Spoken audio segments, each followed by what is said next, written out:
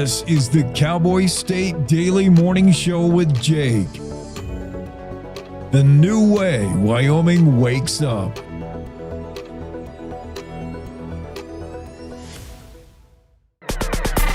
It's time to take a look at what's happening around Wyoming. From the Cowboy State Daily News Center, I'm Mac Watson.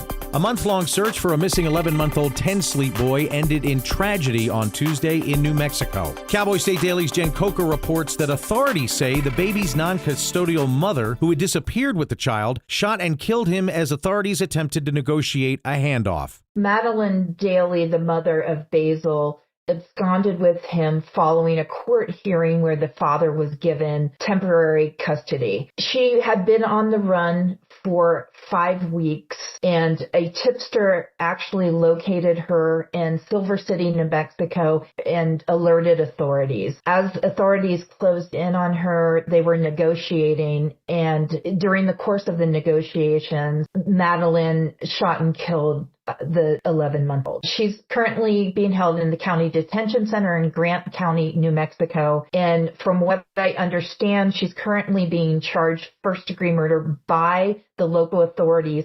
According to the Grant County Sheriff, the 35-year-old Daly is being held at the Grant County Detention Center in Silver City, New Mexico, on a charge of first-degree murder. Unseasonably warm weather has kept some of Wyoming's grizzlies out late. Cowboy State Daily's Mark Hines reports that normally bears are hibernating this time of year, but always be bear aware. I did talk to some people that, we're still seeing a few bears out there, tracks around. It's mostly the kind of bears that would be out at odd times anyway. In other words, mostly juvenile males and then big, large, mature males. And it's important to bear in mind that it's perfectly feasible for bears to come out at any time. Spring-like temperatures have kept some grizzlies out roaming well past their usual hibernation time, even if most bears have gone to bed after gorging themselves. I'll be back with more news from Cowboy State Daily right after this. Wyoming runs on community, and it's powered by people like you. Know someone who always steps up? Nominate them for the Governor's Spirit of Service Award presented by Serve Wyoming and Governor Mark Gordon. Let's celebrate the volunteers who make a difference every single day. Head to servewyoming.org to nominate a local hero today. When Representative Harriet Hageman declared her run Tuesday for U.S. Senate, it revived her critics' concerns over federal public land holdings. Cowboy State Daily's Claire McFarland reports that Hageman grappled with the theme for months this year, saying her foes have distorted and oversimplified the issue. It's hard to find a chink in a Republican powerhouse's armor in a supermajority Republican state, but Democrats and other people who aren't Democrats but are public lands advocates have pointed to Hageman's sometimes controversial maneuvers on public lands. She did not vote on the Lee proposal that had the entire, most of the West up in arms this spring and summer. She didn't grapple with that hard. She voted in favor of an amendment geared towards some public lands transfers in Nevada and Utah. She did not really defend Lee's proposal, but she did call the opposition to it overblown. She was like, you guys are throwing around these maps that don't reflect the amendment, and you're talking like it's going to be national parks when a lot of it's landlocked parcels that we could get more revenues, more use, more housing community out of. Hageman, a Republican, is now in her second term as Wyoming's lone delegate to the U.S. House. A Senate win would give Hageman about 4 times the influence she has now and a steadier term of 6 years rather than 2. An investment broker identifying himself as Jeff Brown, who claims he's the founder and CEO of New York-based Brownstone Research, is flooding Facebook with ads insinuating that big tech is coming to Kemmerer. And the small Wyoming town is ground zero for minting the nation's next millionaires. Cowboy State Daily's Renee Jean reports that a Wyoming finance watchdog says, don't bet on it. He never says TerraPower in the whole presentation, but he's standing in front of TerraPower's plant, and he's kind of suggesting that there's some way to get in on the ground floor of TerraPower. Well, TerraPower is not a publicly traded company. It is a privately held company, and all of the investment to date has been really large investors, people who can drop $650 million in one sitting for example. Those kind of private investments are typically not open to general everyday investors like you and me. You got to be somebody who can write a check for $650 million. There just is no way right now to invest in TerraPower. Brad Enzi, a longtime energy industry watcher in Wyoming, tells Cowboy State Daily his advice on any pitches of this type is to be very cautious. And that's today's news. Get your free digital subscription to Wyoming's only statewide newspaper by hitting that daily newsletter button at cowboystatedaily.com. I'm Mac Watson for Cowboy State Daily. For a Native American child living in poverty, opportunities are limited and filled with obstacles. Generational trauma, poverty, and a disconnect from their culture. These children are looking for a new direction, a chance at a better life for their families and communities.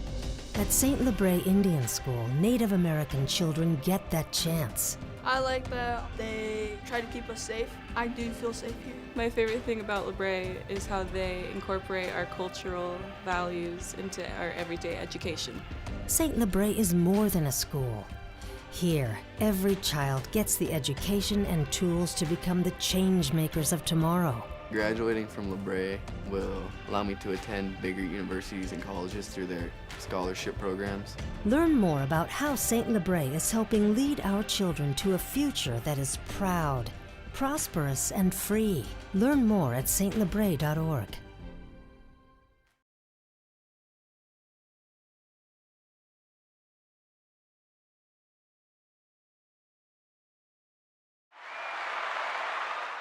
No, I don't want that.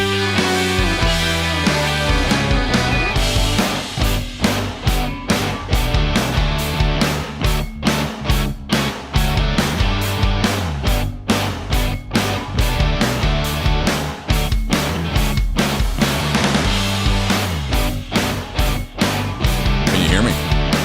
Can you hear me? Good Friday morning. Good morning, Wyoming and the world.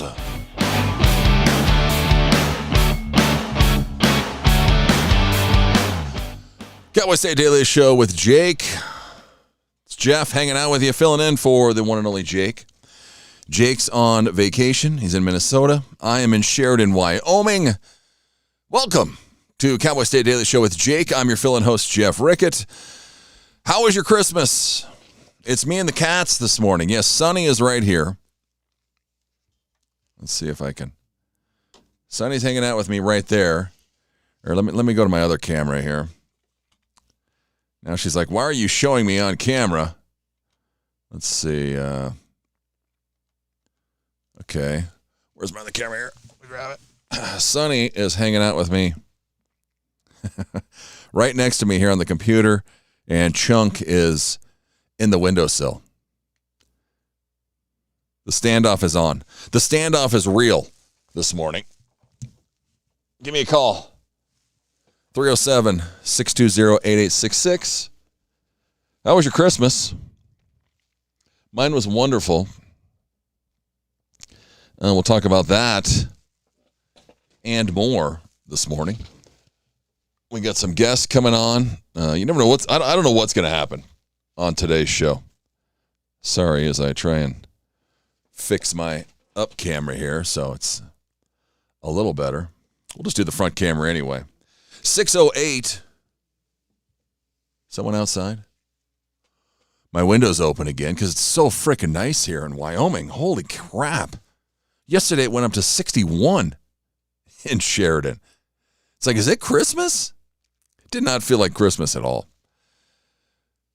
But, yeah, then last night, they were trying to get me to sing karaoke at like 9 o'clock last night, like Thunderstruck by AC/DC.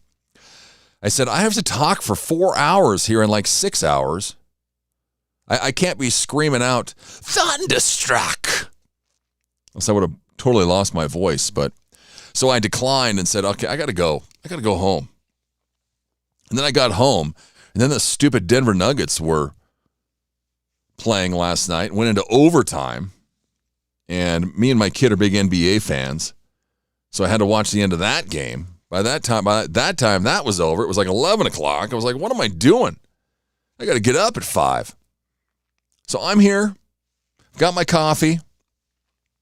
I've got you. Hopefully somebody out there is listening. My barracks box is green today, so that's good. Hopefully the affiliates will get the commercials. So we're getting somewhere. Now Sonny's trying to get on my lap here. Let me see if, yeah. This is what I'm dealing with that you don't even see behind the scenes. There she goes. Now she's going to lay down. They missed me. They were mad that I was gone all night long. Okay, now here comes Chunk. Okay, the fight is on. The fight is on. Guys, look at this. Look at this standoff. What are you guys doing? Am I going to have to kick one of you out of here? I do not want a cat fight like on my leg. Come on. No. Stop. Stop. Stop. Okay. Get out. Get out. Sunny is the nicest. Sunny was the first cat we had. She's probably 6 or 7. Chunk we've only had for like 2 years. And Sunny was living the greatest life ever until Chunk came into her life. And then the last couple years, she's lost a bunch of weight. She looks old. She's pissed. She's like, I used to hang out and this was my house. I didn't have to worry about anybody else. And now I got to worry about this stupid Chunk cat. And Chunk, I was just fixing it. It's open right now. Let me see if my door, if you can see my door back here, when you close my door, there's carpet on the backside because this is my studio. I had an internet radio station for like a decade that I did 4 radio shows a week in here that nobody ever listened to. That's why I stopped doing it. But so it's kind of like soundproof. I have egg crates all over and, you know, I don't know. But there's carpet on my door. Chunk will climb up my door, stand on top of my door, and then I have T-shirts on my ceiling because I'm crazy. As if you can see on this camera, there's T-shirts on my ceiling. He will yank the T-shirts down off the ceiling.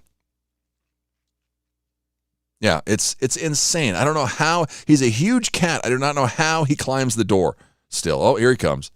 Now he's back. Now he's in the window. Because my window's open again. Because it's so freaking nice around here.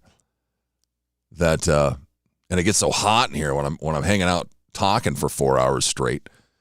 So he's in the window, just waiting to pounce on something. And Sonny's here on my lap. Yeah, there's Sonny, still on my lap. You can hear Chunk getting in my window now. Oh, give me a call. 307-620-8866. There's the number on the screen. Right there, 620-8866. I invite you to give me a call. I would love to talk to you. Except I just tried to call myself, and it wasn't ringing. This keeps happening to me. Oh, there we go. But I can't hear it. It says someone's calling, but I can't hear it. Why can't I hear it? Well, maybe that's why, because I don't have any volume on my... Why don't I have any volume on my computer? Or on my browser? That makes no sense. Keep a lookout for that. Now it says I have a missed call, because I do. Ooh, I have a text message maybe. Good morning, Jeff. Thank you. 6:09 this morning. I reset my... Yeah, see, there's my voicemail. There's my missed call. Why is it not ringing again? I reset it last night, and I had some text messages. I had a Merry Christmas yesterday. Somebody told me Wednesday afternoon, they texted me, I heard that you're in the appliance repair business. I'm wondering if I can get you to come look at my dryer. So if you're in Sheridan, maybe that'll be my new gig, appliance repair guy. And then somebody told me Wednesday morning, hi, thanks for filling in for Jake. You have a great voice. I love listening to Jake, but I also love listening to the new guys that fill in for him too. Good job. So thanks. anyone and everyone that's out there. So if you call me and I don't get your call, maybe I'll call you back. Oh, there we go. All of a sudden, miraculously, it's working. That's what it seemed like the other day. If I just keep messing with it, it'll work. Okay, so I just killed like 8 minutes ranting about my cats. 620-8866, 307-620-8866. Boy, last night when I got back home, I was also kind of thinking, I was reminiscing a little bit about the good old days. Back when I was a kid, we used to, on Christmas Eve, we'd go to church, and then we'd go to the grandparents' house. And we would see, the entire, I'm a Marton. If you're up from northeastern Wyoming, there's a bunch of Martons in Johnson County. I'm like 3 degrees of separation from everyone in Johnson County. But we would go over to my grandma's house after Christmas, or after Mass on Christmas Eve, and the entire Marton clan, it was my grandpa, it was his brother, and his sister, Bernadette Arno. All the Arnos, all the other Martons, all of our family would all show up at my grandparents' house, and we would have a Christmas party. They'd make Tom and Jerry's. They'd have smoked salmon. We'd have a bunch of, food.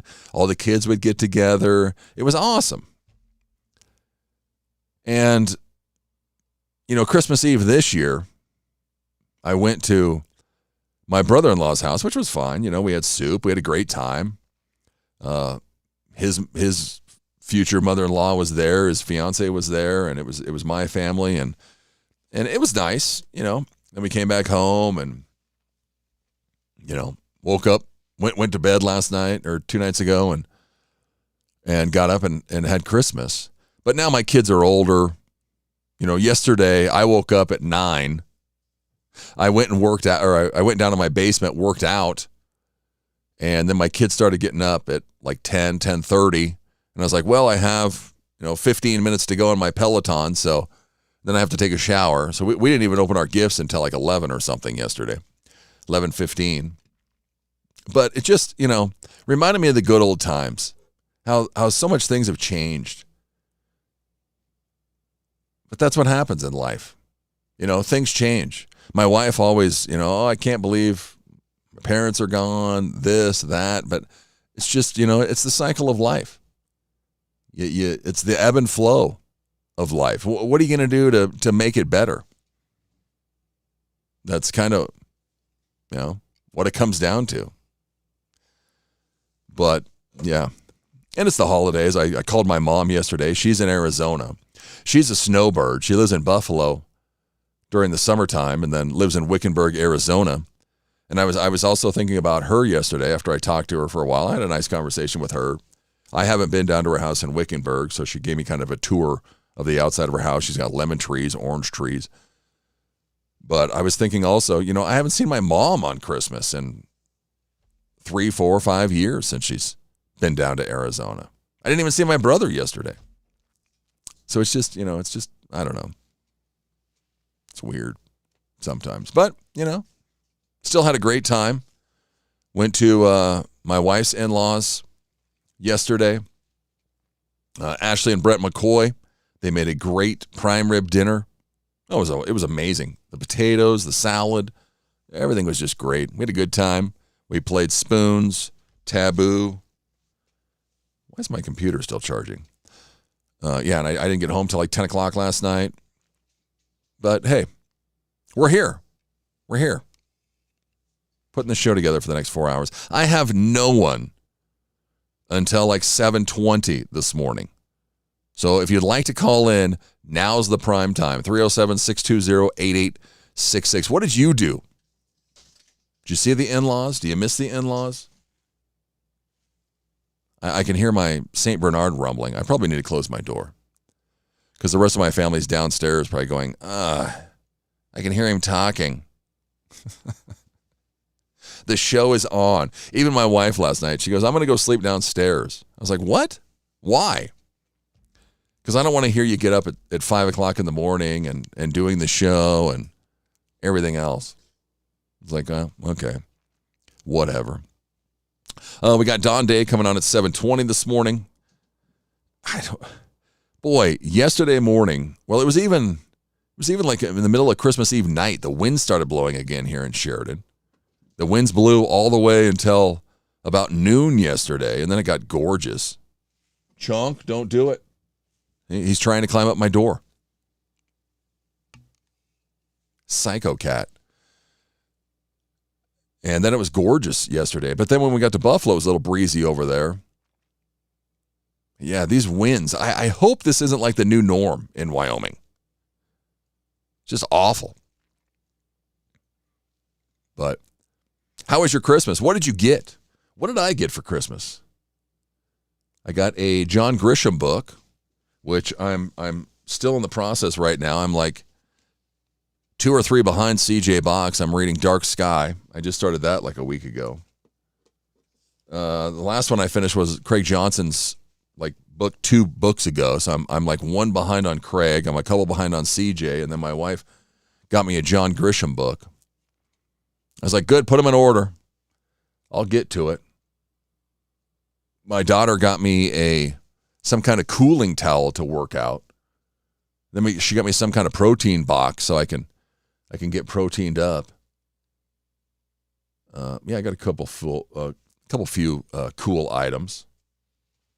What'd you get for Christmas? Give me a call, 307-620-8866. Our Christmas tree is coming down today. We went and got a real Christmas tree on Thanksgiving weekend. Went and cut it ourselves. We've done it for years now, probably for like 10 years. Buy the tree permit for $2 or $5 or whatever it is. It's way cheaper than going and buying one. Go and cutting your own. And I don't know if it was last year or 2 years ago. And this year, our Christmas tree just reeks. It smells like puke almost. It's disgusting. And I think it's the water in the tree stand because it's been sitting there for a month in sap and tree bark and tree needle and pine needles or whatever it is. I don't know what it is, but the thing just reeks.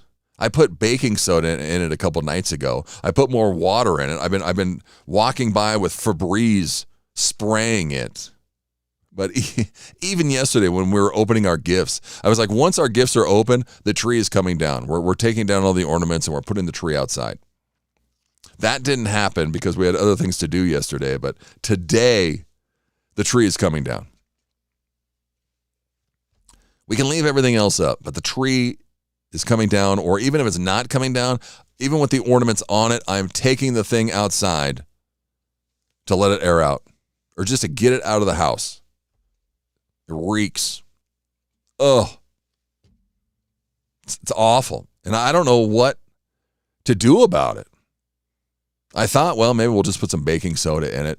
Before, in years past, I would put Caro syrup in the base, to keep the tree alive, which that really, I forgot to do that this year, and then I keep forgetting to do it, so there hasn't been any Caro syrup, so it's not that.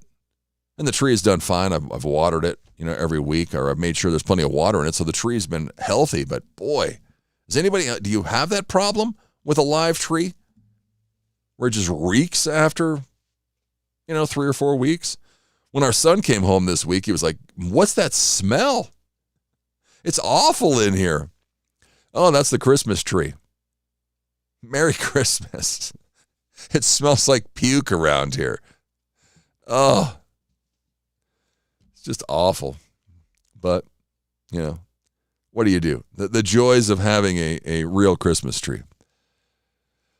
Coming up next, classic side dishes that have disappeared from your Christmas table.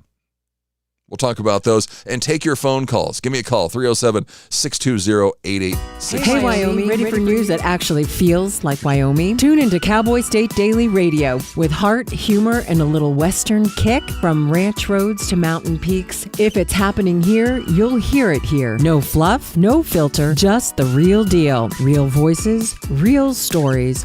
Real Wyoming. If it's happening here, you'll hear it here. Cowboy State Daily Radio, Wyoming's news, just the real deal. 100% homegrown. This is the Cowboy State Daily Radio Network.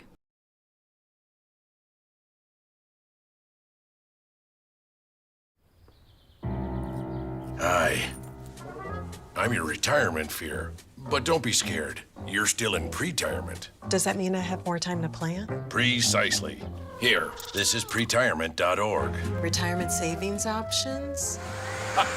Potential tax breaks. Move. This isn't scary. I'm doing it. You got this. Visit thisispretirement.org for free resources to help you customize your action plan.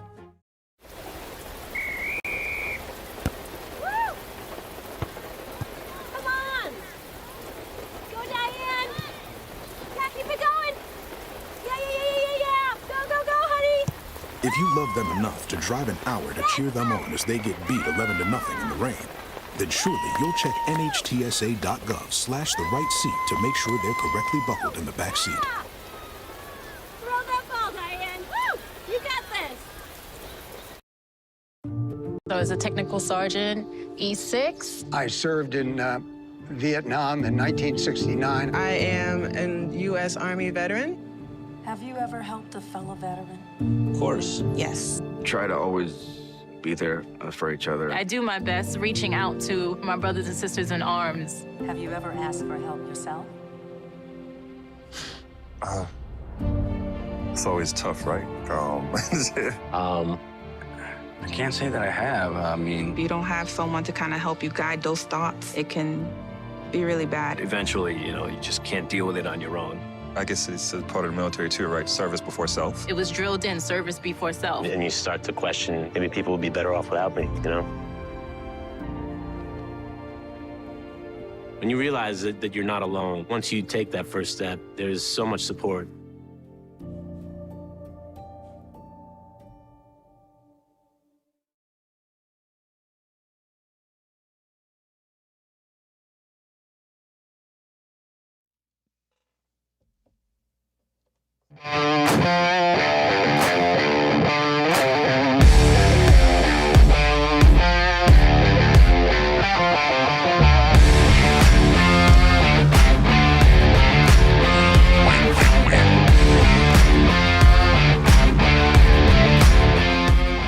$6:27 on your Friday morning.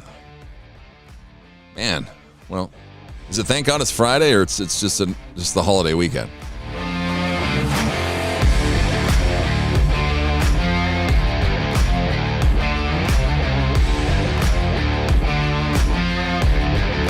I don't know if that's Christmas lights or like a reflection of lights.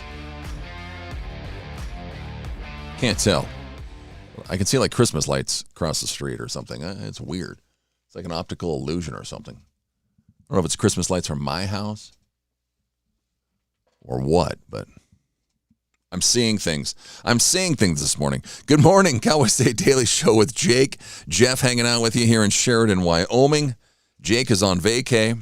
Well, he's still with us. He's behind the scenes making sure everything goes right. Big thanks to Jake. He loaded my news. Got me going this morning. The guy never rests. Go to bed, Jake. Go get some rest. But yes, it's Friday. TGIF. Are you off today? It's crazy. With Christmas being on Thursday, I was off on Wednesday.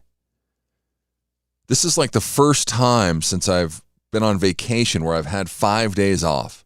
Even though I did the show on Wednesday and Friday, I'm not really considering this like my, this is my side gig, not my 8-hour job. But boy, to have 5 days off. Last night I was like, man, I still have 3 days off. I have to do the show tomorrow morning, but then I have, even if I waste today, I still have the weekend, which, it's just awesome. I love it. Thanks to my new gig. But yes, I switched jobs in October, and yeah, just 5 days off for Christmas, and then next week I think we have 4 days off, Thursday, Friday, Saturday, Sunday. But this stretch, it almost should be like from Christmas to New Year's Eve. You're off anyway. Just close everything down that week. Give everybody, 4 or 5 days off. Why not? I saw this article in the New York Post yesterday. Classic side dishes that have disappeared. Yes. Did you have the traditional green bean casserole yesterday for Christmas? Here's some classic side dishes that have disappeared. Creamed onions. Once a staple of Christmas dinner across the Northeast and Midwest, creamed onions were traditionally served alongside roast beef or ham as a rich, celebratory side, along with their close cousin, creamed celery. Creamed celery. Barf. But it's kind of funny that these side dishes that have disappeared are like labor-intense side dishes. So it also says that we've gotten lazy as a society, and we're just sick and tired of making these things. Creamed onions were a staple. One person recalled, they were a hit with everyone. Well, it was a labor-intensive, and American taste leaned away from boiled vegetables. So that's one of the reasons. Duchess potatoes. Remember these things? These were those like circular potatoes. The elegant piped potato dish originated in 19th century France and was popular during Christmas. Enriched with butter and egg yolks, baked into decorative shapes, Duchess potatoes stay fluffy in the center and developed a crisp golden exterior. That sounds amazing. What happened to them? Says as holiday entertaining became more casual and convenience foods like instant potatoes took over, Duchess potatoes largely vanished from American tables. Again, nobody wants to deal with it. Braised red cabbage. Remember this? The sweet and sour red cabbage? It was a German, Scandinavian, and Danish. Well, those were the immigrants that brought it to us. It was particularly popular in the Midwest and Northeast. No more red cabbage. Braised red cabbage became a Christmas staple in many American households through German and Scandinavian traditions. What about the old spinach souffle? Boy, spinach has just taken a hit from the last 20, 30 years. Ever since Popeye. Popeye is the last guy that's like spinach. Yorkshire pudding. This traditional British side is made from a batter of eggs, flour, and milk, baked until light and crisp, and historically served with roast beef to soak up drippings. But nobody has roast beef anymore. Everybody has prime rib. Would it go good with prime rib? It gradually faded from many Christmas tables as roast beef gave way to other holiday mainstays. Yeah, exactly, like ham. Yorkshire pudding. It was like these bread things with pudding in the middle. Reddit users recently debated whether Yorkshire pudding belongs again on holiday tables, with one commentator arguing that if beef is in the main course, it is surely required. So I guess even if you have prime rib, you can bring back the pudding. Parsnips. Remember parsnips? They were once a common winter vegetable before potatoes took over. Parsnip cakes, a humble British staple introduced to Americans in the early 1900s, remained popular through World War II because the hardy vegetable was easy to grow during rationing. Over time, parsnips fell out of favor. They gained a reputation for bitterness if overcooked, and taste shifted towards milder, more favorable vegetables. Wow. What did we have? We had mashed potatoes. We had scallop potatoes. We had a salad. There was a broccoli cauliflower casserole. What else was there? What else am I missing? Then we had prime rib and we had ham. And there was rolls. What else? And then the desserts were like apple cobbler, and my daughter made tiramisu. Yeah. On Christmas Eve after the show, I had to go to Walmart and look for ladyfingers, which they didn't have. We went to church in Story, and then we came back to Albertsons and bought the last of their ladyfingers on Christmas Eve so she could make tiramisu. And after she bought the ladyfingers, she was like, can you go to the liquor store and get me some Kahlua? And I went to a liquor store here locally, and all they had was like big jugs of Kahlua. It was like $30. It was like $27. And I was like, are you kidding me? When they were ringing it up, I asked them, I go, do you have anything smaller than this? I need a fourth of a cup, which ended up being an ounce of Kahlua is all she needed. They were like, yeah, we have some shooters down there. They were $3 a shooter, so $3 an ounce. I bought 4 of them just in case, so it cost me $12. And then when she got done making the tiramisu, she had 3 left. I was like, boy, I could have spent $4 instead of $12 on that Kahlua. I go, now I know why tiramisu is so expensive. It's not cheap to make. But yeah, she made it from scratch. She was a little bit offended with me because I didn't eat any of it. She was eating it. She was like, here, try a bite of my tiramisu. And I was like, eh. She's like, come on, just try it. I tried it. It was very good. But I don't know what it is. I've never been a tiramisu fan. Ever. And now, being Mr. Fit, Mr. No Carbs, I mean, that stuff is just carbs and fat and carbs. And some Kahlua and coffee flavoring or whatever tiramisu is. I don't know what it is. I hated coffee when I was a kid. So maybe that's some of it. But now, I drink 50 cups of coffee every day. So I don't know what it is. But it was good. I had a bite of it, and it was probably one of the best tiramisus that I've had. And she made it from scratch. My daughter is in college. She's 20, and she loves to cook. She's made Christmas cookies. She makes. I love it when she comes home from college because she makes dinner every night, and she knows I'm health conscious, so she tries to make it kind of healthy for me. But yeah, just unreal. But homemade tiramisu, it was a hit though. I think it was pretty much 90% gone by the end of yesterday. So that was good. Did you watch the NFL games yesterday, or did you watch NBA? What'd you do? Give me a call, 307-620-8866. Is there anybody out there? Ooh, I got a text message. Good morning, Jeff. Hey, stagnant water with growing bacteria and mold causes swampy smells in your tree stand. No bueno. Marshall and Mesa. Marshall's like a super fan. Thanks, Marshall. But that's exactly what I said to my family. I was like, it's the water. It's just that stagnant water that's been sitting there for, a month. Just stinks.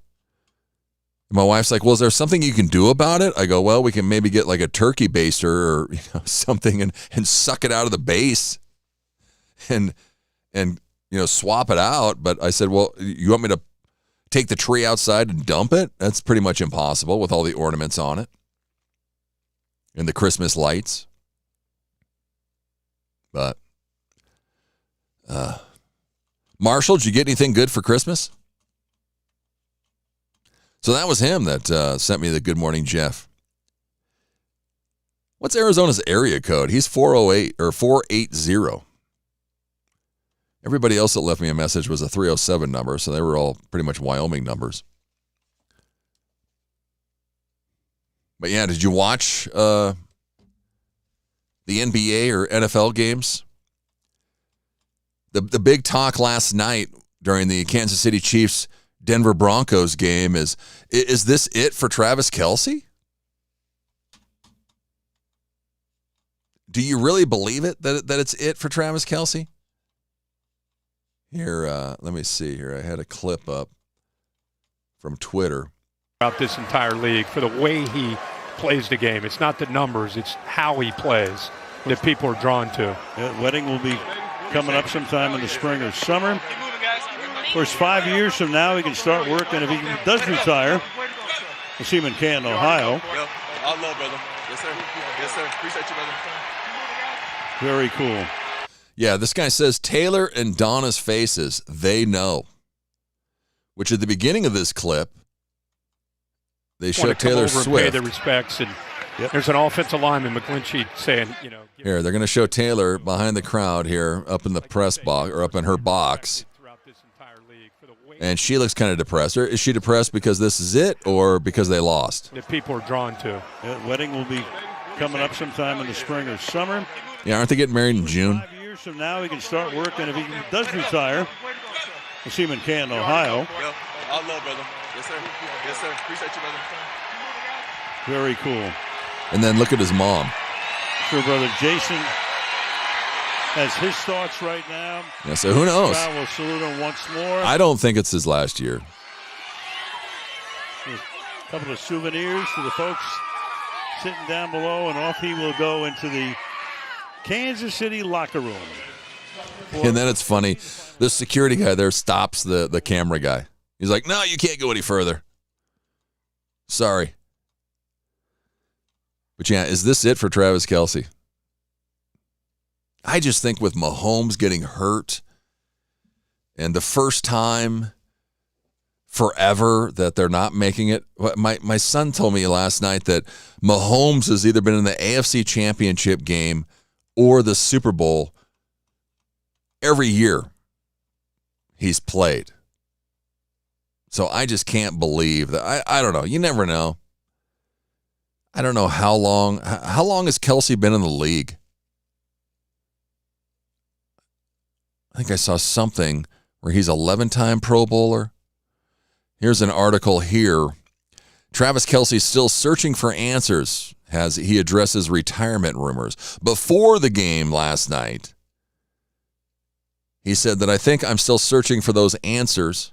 Obviously, the way this one ended with a sour taste in my mouth, I feel motivated, but I've got to make the right decision for me. I got to hope that if I do want to come back, that the Chiefs are willing to bring me back. It's a two-way street on that. Yeah, come on. like the Chiefs are going to say, no, we don't want you. Kelce added that he and his brother are talking about how he should handle his future. Let's see. He still has plenty of room in his heart for the game, and that he'd play until he was 50 years old if he could. Let's see. He had a team-high 5 catches for 36 yards against the Broncos last night. Despite the loss, Kelce seemed to leave the field with a smile as he soaked in the Arrowhead atmosphere. He emphasized that he still hasn't come to a decision on his future, but did say he wanted to revel in that moment after the game. So, yeah. And just like Al Michael said, whatever, if he does retire, we're going to see him again in 5 years because he will be heading to the Hall of Fame. I just don't, I don't know. If he does get married this summer, which I think he's getting married in June somewhere out east, he's got that. And does he want to come back? He joked in that interview that he drove by the Powerball sign and said, man, if I won the Powerball, I could definitely retire. He's got a better Powerball ticket in Taylor Swift. I don't think he's worried about money. Sorry, Travis. I don't believe you. Welcome to The Jake Show on Cowboy State Daily, Wyoming's daily dose of raw, unfiltered, and occasionally uncomfortable truth. I don't do talking points. I do reality. No spin, no fluff, just Jake. Local issues, national nonsense, and zero BS. It's truth, sarcasm, and grit. Shaken, not stirred. I just call it like I see it, and I see a lot of Let's just say I see a lot. From the capital to the county fair, if it matters to Wyoming, Jake's got something to say, and he's not asking permission. The West was built by people who weren't afraid to speak up. I'm just keeping the tradition alive. The Jake Show. Weekdays on CowboyStateDaily.com and wherever you get your dose of reality. Not for the easily rattled. Perfect for everyone else.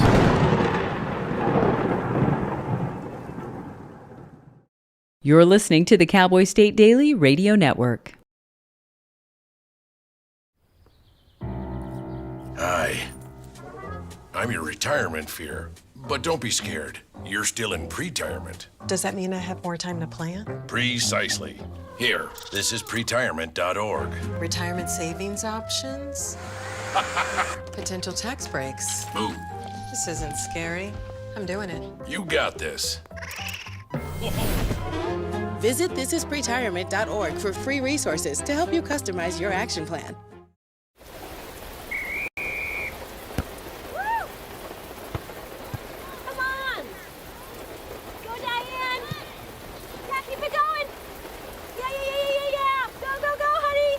If you love them enough to drive an hour to cheer them on as they get beat 11-0 in the rain, then surely you'll check NHTSA.gov/the right seat to make sure they're correctly buckled in the back seat.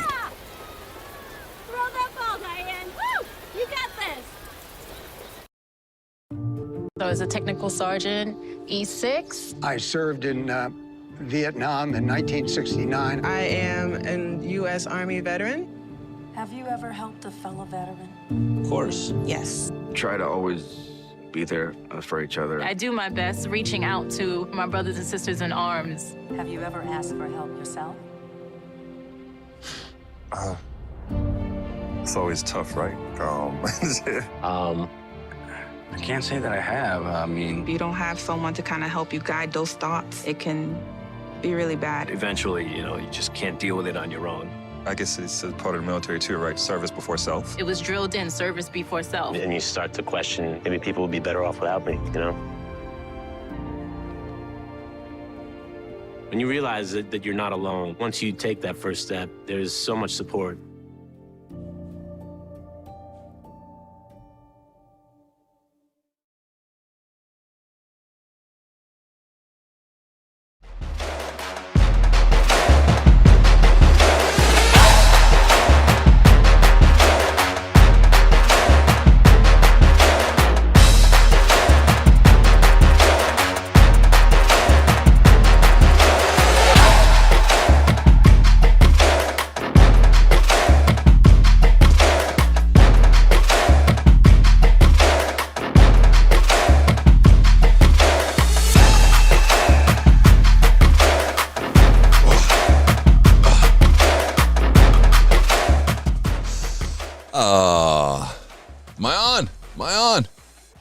Welcome back to Cowboy State Daily with Jake. Jeff hanging out with you here in Sheridan, Wyoming. Let me turn off my auxiliary speaker here. Hopefully it's not echoing to you. But, oh, man. See, you can see my door now with my carpet on my door. Chunk's still sitting in my windowsill, my cat. And Sonny's out hiding underneath my, I don't even know what it's called. It's like a desk. It's not a desk. It's like one of those antique. What's it called? It's got some drawers. It's got like a pull down. It's kind of like an old school desk, but it's really thin. But she's laying underneath it. She's hiding right now. She's probably mad at me. But yeah, let me get back here to the front cam. So. Give me a call, 307-620-8866. I need to start giving away money, I guess, for people to call me. Stymie tried to call the show 2 days ago. He was like, I tried to call in, but he was listening to the show. Some station must tape delay us. He was trying to call at like 10:30. And he sent me a message on Facebook. He's like, I'm trying to call, but all I get is to the message machine. I was like, dude, it's like 10:30. I'm not on the air anymore. He goes, oh, sorry, I'm listening on a tape delay on KRAE or something. I don't know what station it was. He lives down in Cheyenne, so I was like, well, there's your problem right there. I'll be back on Friday. I was going to call this guy. Let me message him and see if let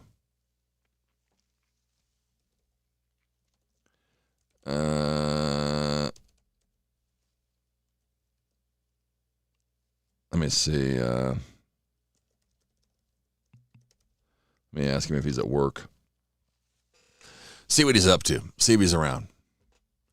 My buddy Scott Schneider, who lives in Jackson, see what he did for Christmas. He's a single guy.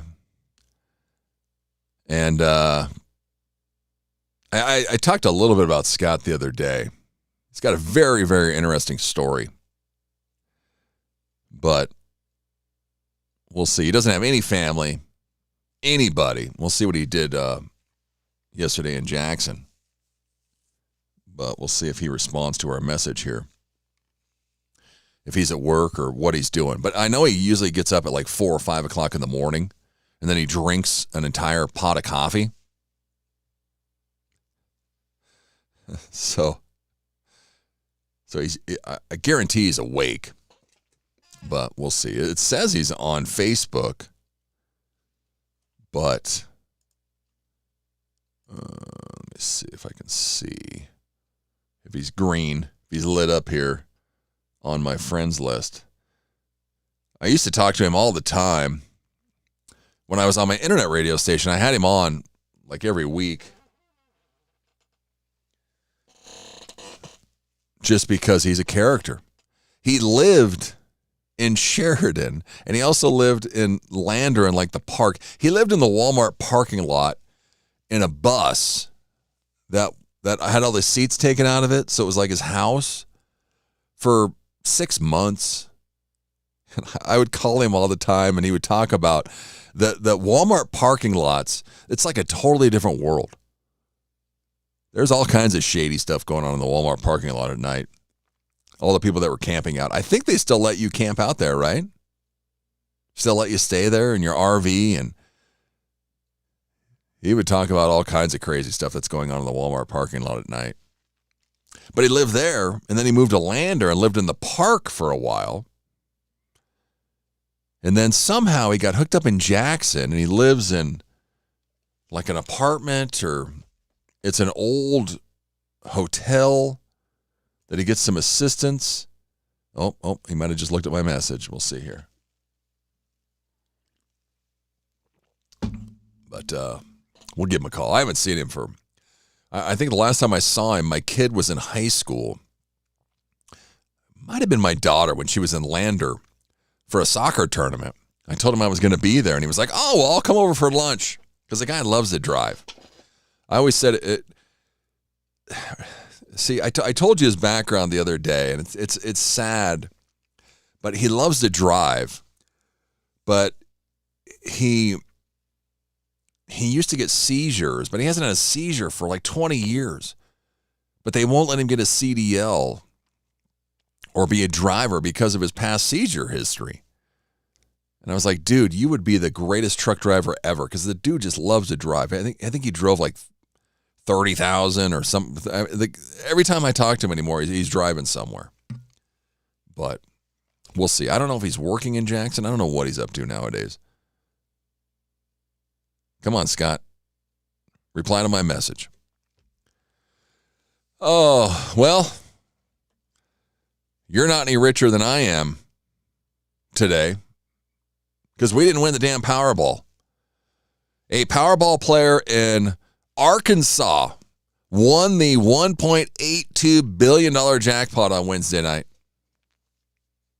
What a bummer. The second largest jackpot in lotto history. What a Christmas present. Holy cow. The lucky winner can choose between the $1.82 billion prize paid out over 29 years or a one-time lump sum of $834 million. That's ridiculous. So $1 billion goes to Uncle Sam. $1 billion of your $1.82 billion goes to Uncle Sam in taxes. The drawing was initially marked as $1.7 billion, but so many people bought a ticket that after they tallied up the ticket sales, they were like, oh, we're up to $1.82 million now. Or $1.82 billion, excuse me. Insane. See, second time that the Powerball grand prize has been won on Christmas Eve. It's the first time since 2011 when an anonymous ticket holder cashed in a $128 million payday in Maryland. Wow. That's incredible. This is only the second time that somebody from Arkansas has won a Powerball jackpot. Has anyone ever won in Wyoming? That's what I want to know. The last time that anyone won from the natural state, Arkansas, was back in 2010. It was just a $25 million prize. Wow. Arkansas lottery players who win the prize over $500,000, they can remain anonymous for 3 years. If you won it, would you tell anyone? I wouldn't. I would just disappear. What happened to Jeff? I don't know. We saw him a couple days ago, and then poof, he vanished. Yeah. I'd be out of here. I'd be like, where's an island I can buy? Two winners hailing from Missouri and Texas each had the option of taking, the Powerball jackpot was last won on September 6th when two players shared $1.78 billion. And those two winners hailing from Missouri and Texas each claimed the one-time lump sum of $410 million.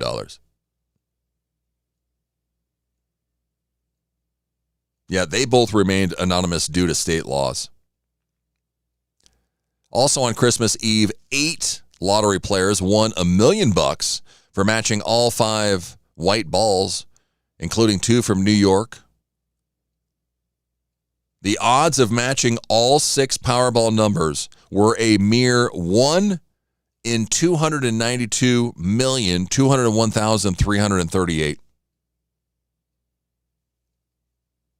Unreal. The Powerball grand prize now will be reset to $20 million for tomorrow night's drawing. I'll take that. I don't need the $1.7 billion. I don't need the 800 and whatever million. But if you win the $20 million, what do you win? Like 10? 5? What? So, yeah. Unreal. That's life-changing money right there. I couldn't even imagine that. Ugh. What would you do? That'd be the thing. Would you tell anyone? I'd be like, see ya. I just renewed my passport. So long. I'm going on vacation for the next, couple months. I might be back or not. I'd probably stay, I'd probably go buy a house somewhere else. Go live there for 6 months, somewhere nice. Come back to Wyoming in the summers. Or I don't know. I don't know what I would do. It's crazy. What would you do? Give me a call, 307-620-8866. Let's see if we got any more text messages or anything. No. I don't know if our phone is working still. Let me give it a test run here. Yes, it is. And I switched it so you don't have to say your name. You can just call me. And I'll answer. Because that's what I do, is answer the phone. And our barracks box is green today. Everything's going great on the show. We're smooth sailing. Big announcements starting not tomorrow, But next Saturday, you're going to see me every Saturday morning right here on Cowboy State Daily. Yes, Cowboy State Daily Show with Jeff, Saturday mornings, 6 to 10 a.m. Mountain Time. I will be here on Saturdays, so looking forward to that. I've already got a couple guests lined up for next Saturday. I don't know if I'll do like bags and have 4 different guests. I don't think so, because I'm not that organized. Well, I am that organized, but I just don't know about a guest an hour. Sometimes I think talking to somebody for an hour is too much. Unless you're, Garth Brooks.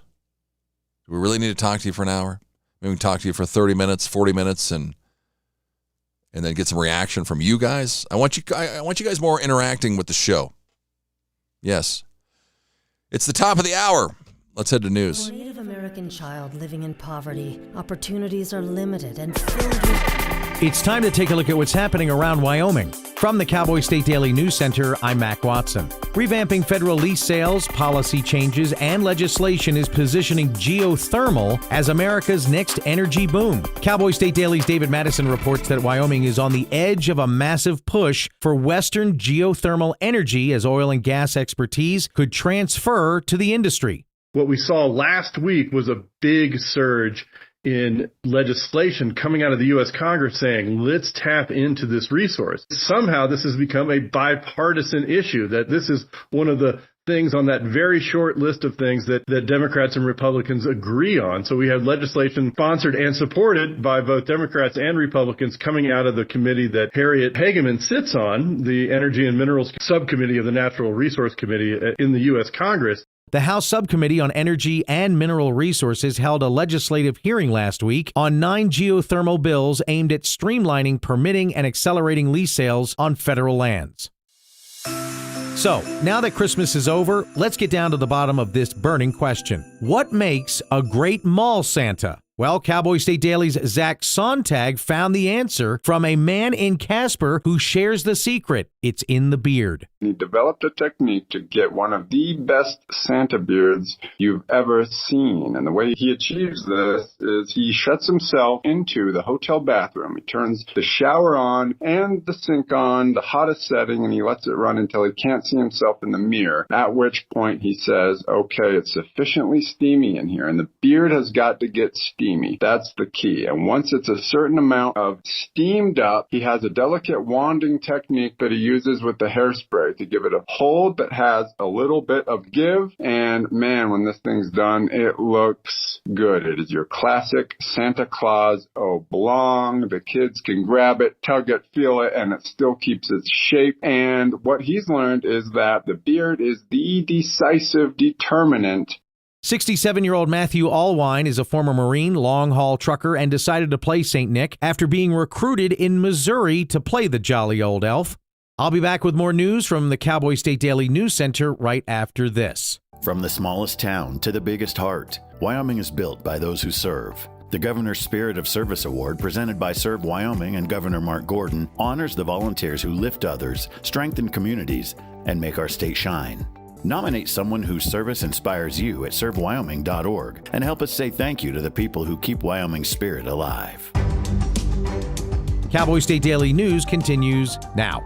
A month-long search for a missing 11-month-old 10-sleep boy ended in tragedy on Tuesday in New Mexico. Cowboy State Daily's Jen Coker reports that authorities say the baby's non-custodial mother, who had disappeared with the child, shot and killed him as authorities attempted to negotiate a handoff. Madeline Daly, the mother of Basil, absconded with him following a court hearing where the father was given temporary custody. She had been on the run for 5 weeks, and a tipster actually located her in Silver City, New Mexico, and alerted authorities. As authorities closed in on her, they were negotiating, and during the course of the negotiations, Madeline shot and killed the 11-month-old. She's currently being held in the county detention center in Grant County, New Mexico. And from what I understand, she's currently being charged first-degree murder by the local authorities. According to the Grant County Sheriff, the 35-year-old Daly is being held at the Grant County Detention Center in Silver City, New Mexico, on a charge of first-degree murder.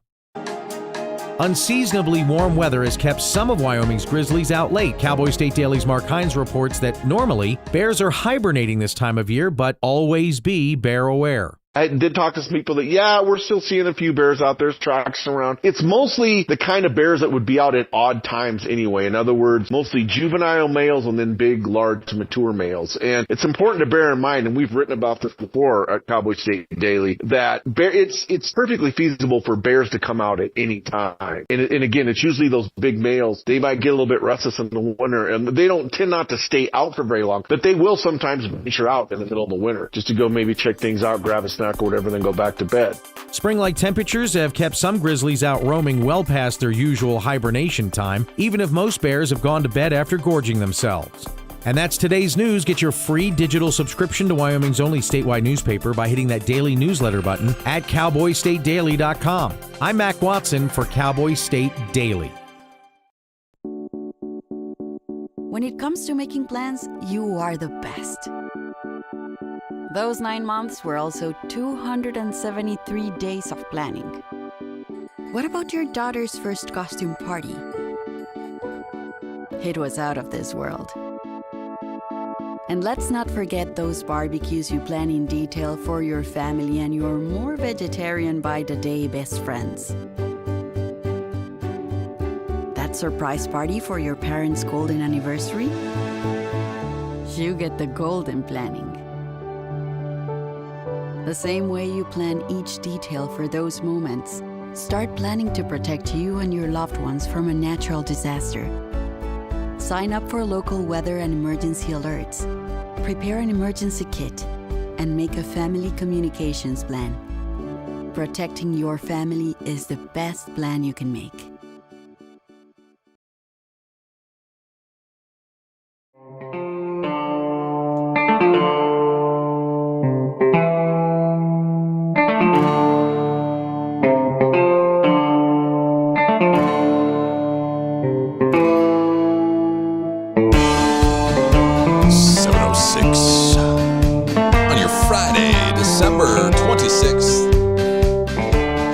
Cowboy State Daily Show with Jake.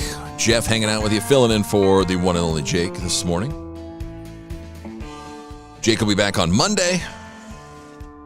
I don't know if he's going to be in his home studio or if he's going to be doing it from Minnesota. Where he's doing it from, but Jake will be back on Monday. I will be back next Saturday, January 3rd, as I will be your new Saturday host here on Cowboy State Daily. Looking forward to those. Really looking forward to those. Let's see here. Country star Lainey Wilson was spotted sitting in the lap of former Steelers legendary quarterback. He's not a Steelers legendary quarterback, Duck Hodges, while singing on the field at the Christmas halftime show. I didn't hear it because I was at the in-laws. They just had the game on the TV, so I was watching it. And boy, what a cast of characters. They had like Martha Stewart, Lainey Wilson, Duck Hodges, Snoop Dogg. Who else was out there? There was a couple other people out there. I was like, what is going on? But, yeah, crazy. Here's a clip that I was going to play when I was talking about Christmas that let me play it here, and then we'll talk about it. I have been racking my brain trying to figure out why Christmas just doesn't feel like Christmas anymore. And for the last 2 weeks, I could not put a finger on it. And then today I thought about it. When I was growing up, we didn't get gifts all year round. We got gifts sporadically throughout the year. Right? You got something for Valentine's Day, just a little small thing, a little razzle-dazzle, just to make sure that you knew that you were loved. You got something every now and again when you made good grades, because good grades, that's your responsibility. You got something for your birthday, and then when Christmas time was coming around, you had that Christmas catalog. You go through it and you circle it, then you write the list of Santa, and you pray to God that Santa got the stuff that was on your Christmas list, or even something close to it. Nowadays, these kids get gifts all year round, so much so to the point that you have nothing to buy them on Christmas. Our generation has outdone this. Well, I'm going to give my kids the life that I never had, so much so that we've taken the creativity, the imagination, the anticipation, we've taken all of that out of Christmas. And now, at my big grown age, I'm sitting up here Christmas shopping last night, and I'm like, what do I buy these kids? Because they have everything that's already on the shelf. So I turn around and I say, hey, what do y'all want for Christmas? My son looks me dead in the eye and he says, I want some slime and I want a red cup to drink water out of. So I'm saying all this to say, if y'all see 2 to 3 gifts under my Christmas tree, mind your business. Because I got exactly what they asked for. A cup and some slime, a box, and a robot vacuum. Yeah. She's got a good point there. I was talking to my, I don't know what he'd be, cousin-in-law, I don't know what. But we were talking about this last night. You know, when we were kids, it was the same thing. You know, birthday, before school, you know, school shopping, you get a few items, but boy, that was it. You didn't get, I mean, these kids nowadays, they get everything when they need it. So when Christmas comes around, it's nothing special. It's crazy. It's so hard to shop for your kids anymore because they're spoiled rotten. I don't know if it's been a good thing that, we want them to live a better life than we did. Well, maybe that was a good thing that we didn't have everything handed to us when we were kids. It's crazy. Scott texted me back and said, give me a call. So let's give him a shout here. Scott Schneider in Jackson, Wyoming. Can we hear it? There it goes.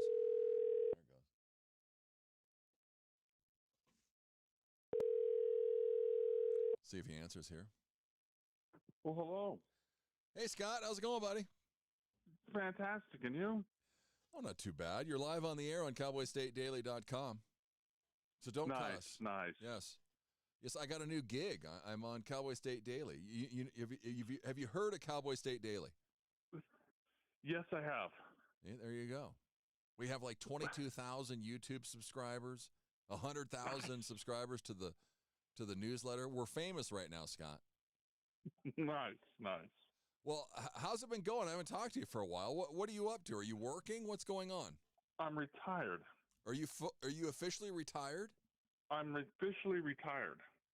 Well, what are you, 52? 53. 53. He's retired early, is what he's doing. Yeah. Well, that's good. So no job. Are you still in the same place?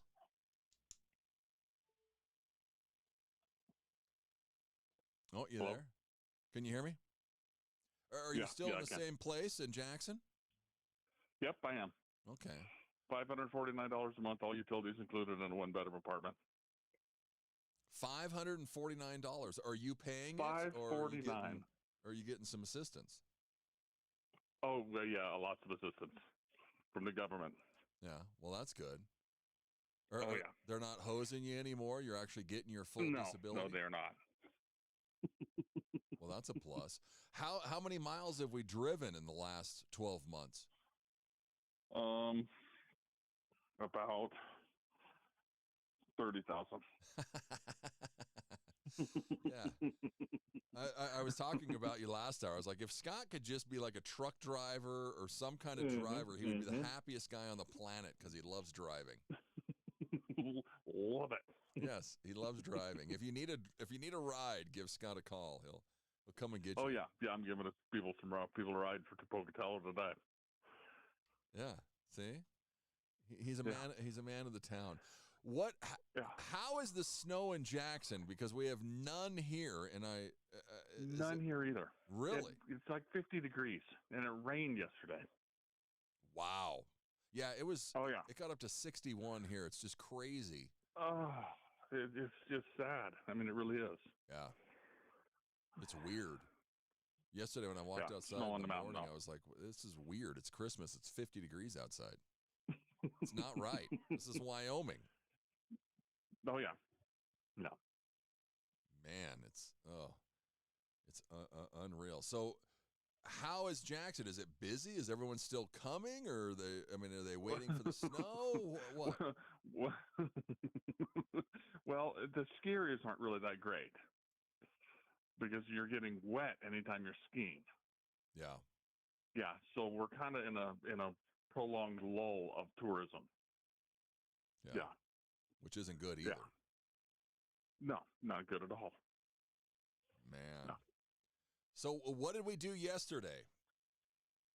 I went to dinner with a couple that had prime rib, and then shuttled some churros. What is that? Shuttled what? Churros, Turos, for a couple of my buddies from the Elks Club. They're rental cars. Oh, okay. The airport. Oh, okay. And the skyline. So you were driving, just like I said. I was driving. Did you go over to these people's house? Where'd you have prime rib? Tammy Grasmick and Robert Grasmick's house, our apartment. Okay. She's the manager of my apartment complex. Oh, nice. Well, that's good. So you had somewhere to go. Did you get any presents? Yes. Oh, nice.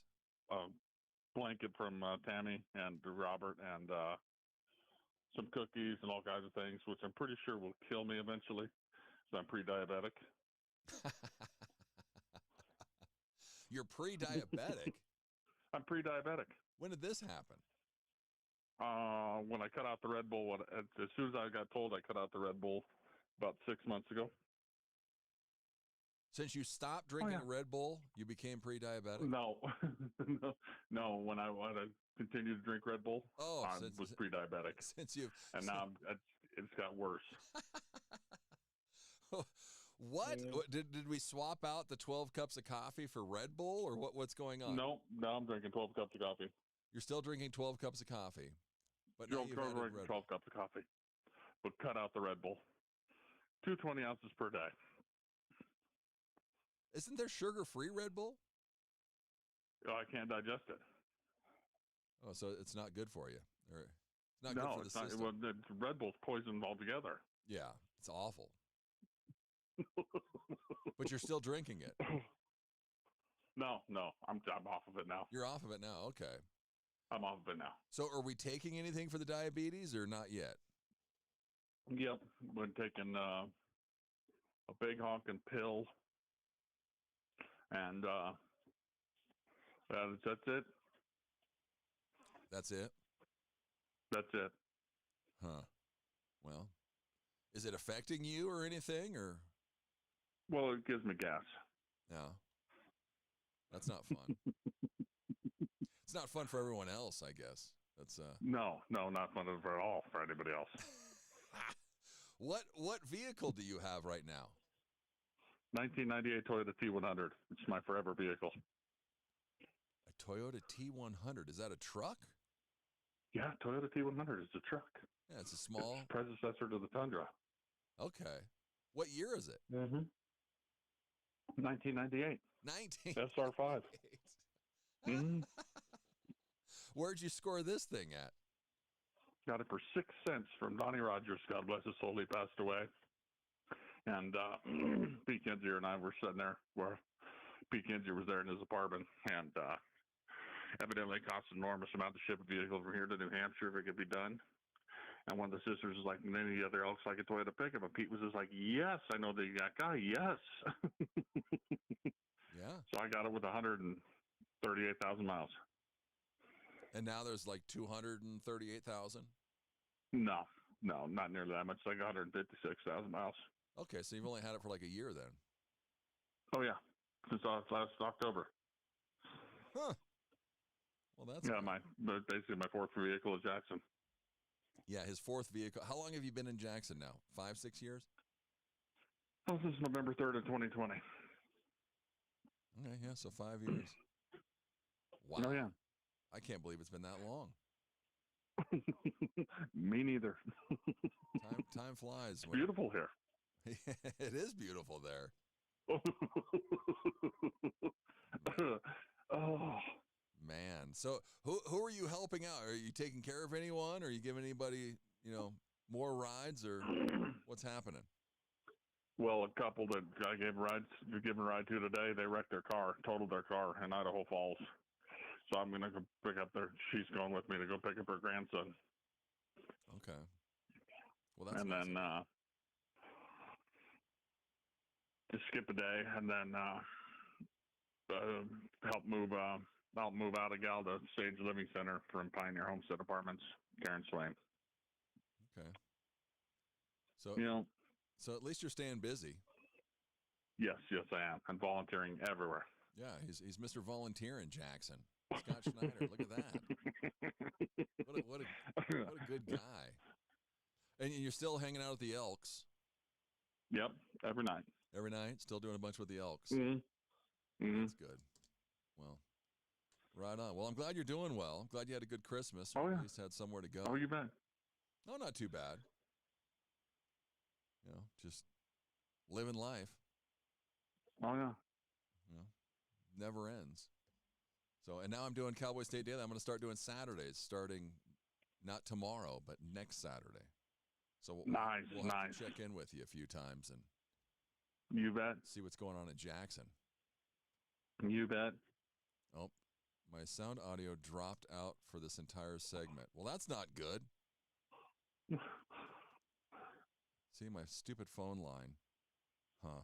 Well, we thought we fixed that, but I guess not. Now that everyone's telling us that. So, great. Well, all right.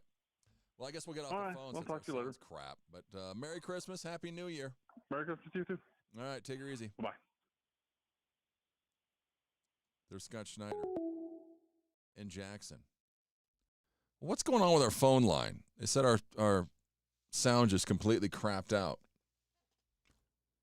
Let's see here. Sorry about that. I thought we fixed that with Google Chrome. Oh, you know what? Maybe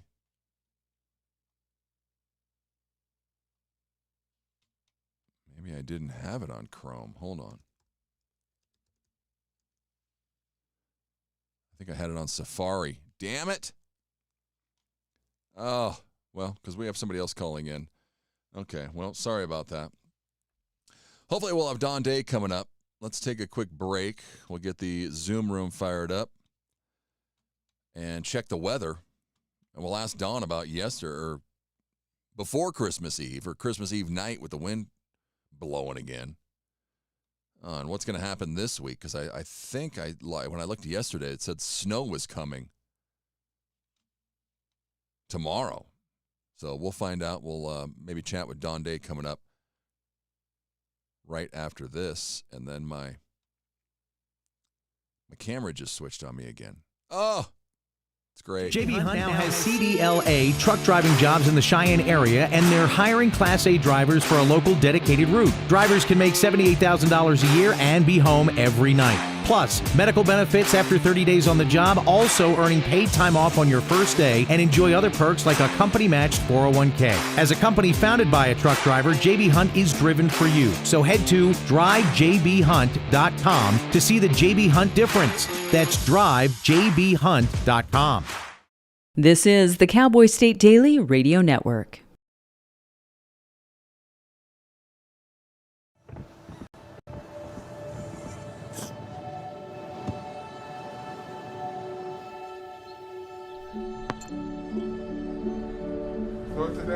I don't remember how it started.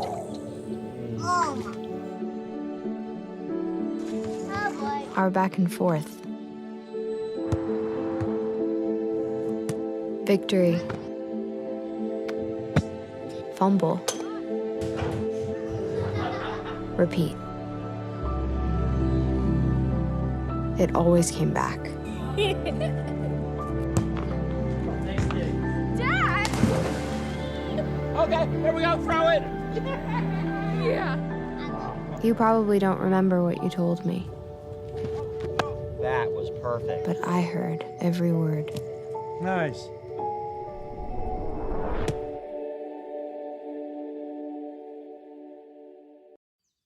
Jason, let's go see your room.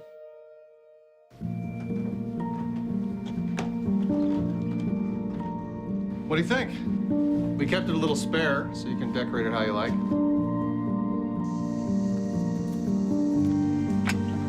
Dinner! Go. Excellent. Soccer is fun. Yeah, I saw you guys out there. We're the family. Yeah! I thought you were on my team. Wait.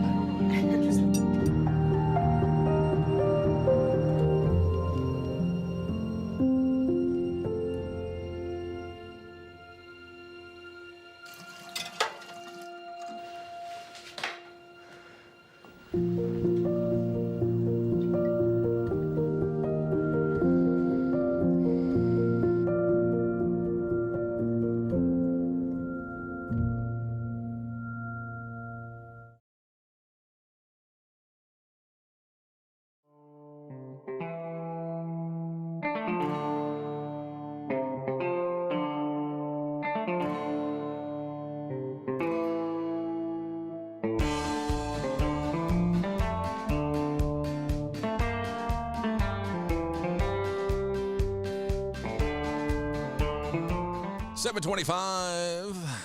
Cowboy State Daily Show with Jake. Jeff hanging out with you in Sheridan, Wyoming, filling in for Jake for one more day. Jake will be back on Monday. I will be back next Saturday, January 3rd, 2026. Unreal. The legendary, the one and only, the man that knows more about weather than you couldn't even imagine. Don Day is with us. Well, Don, how'd Christmas go? It was good. I hope you had a good Christmas, too. Yeah, it was great. I walked outside yesterday morning. It was probably like 9 or 10. It was weird. It was like dark. It was still kind of cloudy. The clouds were black, but it was like 50 degrees. Yeah, it was nuts. It's like you were transported to Phoenix or something yesterday. Yeah, and then at like noon or 1, the clouds, the sun came. It was sunny. Got up to 61. Yeah, crazy. I mean, it was a crazy Christmas day yesterday. Warm. It rained in some places. We did have some more snow in the western mountains, but I tell you, we call it a blowtorch.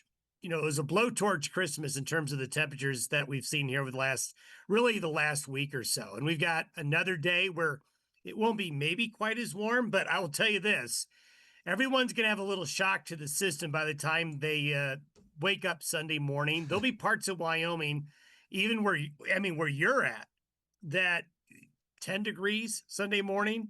So when you step outside, it's going to be a little different than what you had over Christmas. That's for sure. Yeah, it says today 57 in Sheridan, 45 tomorrow and snow, and then 24 is the high on Sunday. So yeah, we're going to get a rude awakening. Everyone's going to be freezing on Sunday, but then that's going to get a little nicer next week. But a couple of people asked me yesterday, they were like, is this the nicest Christmas we've had in Wyoming? And I was like, well, we used to play football when we were kids on Christmas Day, and it was always different. There was a couple of years where it was not too bad, and then some years you were just freezing your butt off and trying not to fall because it was ice everywhere. But and that's Wyoming, and that's the thing, especially people who have moved here recently. The perception is that you come to Wyoming and it stays cold constantly through the winter, and it really doesn't. I mean, if you look at the climatology, look at the numbers, there's a thing called interannual variability. And interannual variability is that if you were to graph the weather year to year to year over time, decade, do it in 30, 50, 60 year chunks, the one thing you find out is that the only thing consistent about Wyoming's weather is its inconsistency. I mean, 3 years ago, in December of 2022, I'll give you an example of Casper. On December 22nd, 2022, it was 42 below in Casper.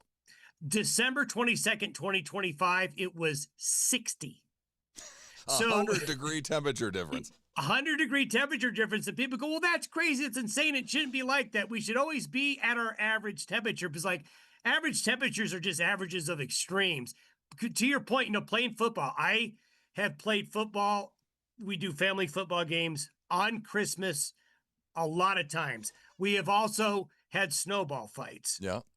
And so it does run the gamut. However, this is by far the warmest Christmas day that we've had. I don't have any records to tell you, but we had many locations that tied their record high yesterday on Christmas. Oh, yeah. They had to. It was just incredible. But then, like Christmas Eve, I don't know when it was, the damn wind started blowing again. I was like, oh. Oh, yeah, I know. Miserable. Just here we go again. But then it stopped like yesterday at like noon, and then it was gorgeous. And then last night we were over in Buffalo, and it started blowing again. And I was like, oh, well, that's probably because it's blowing out this hot air and getting, here comes the cold again. But then this morning here in Sheridan, I've got my window open, and it's calm and nice. So when are we going to see the wind again? Because Sunday it's going to get cold. It's got to blow that in here. Yeah, the winds will pick up later today and into Saturday, although we're not expecting the winds to be as intense. But you do have wind when you have a weather change. So, yes, It'll get windy again later today and for the first part of Saturday. And then you're going to notice north to south a gradient. So tomorrow, mid to late morning, northern Wyoming, you'll see temperatures reverse. It'll start off mild.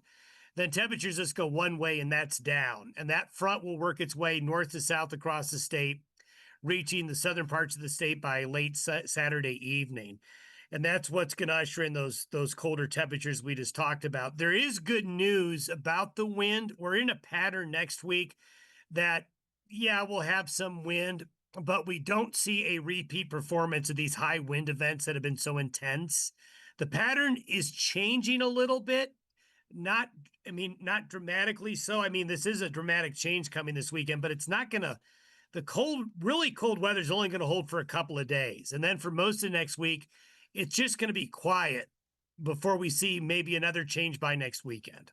Yeah.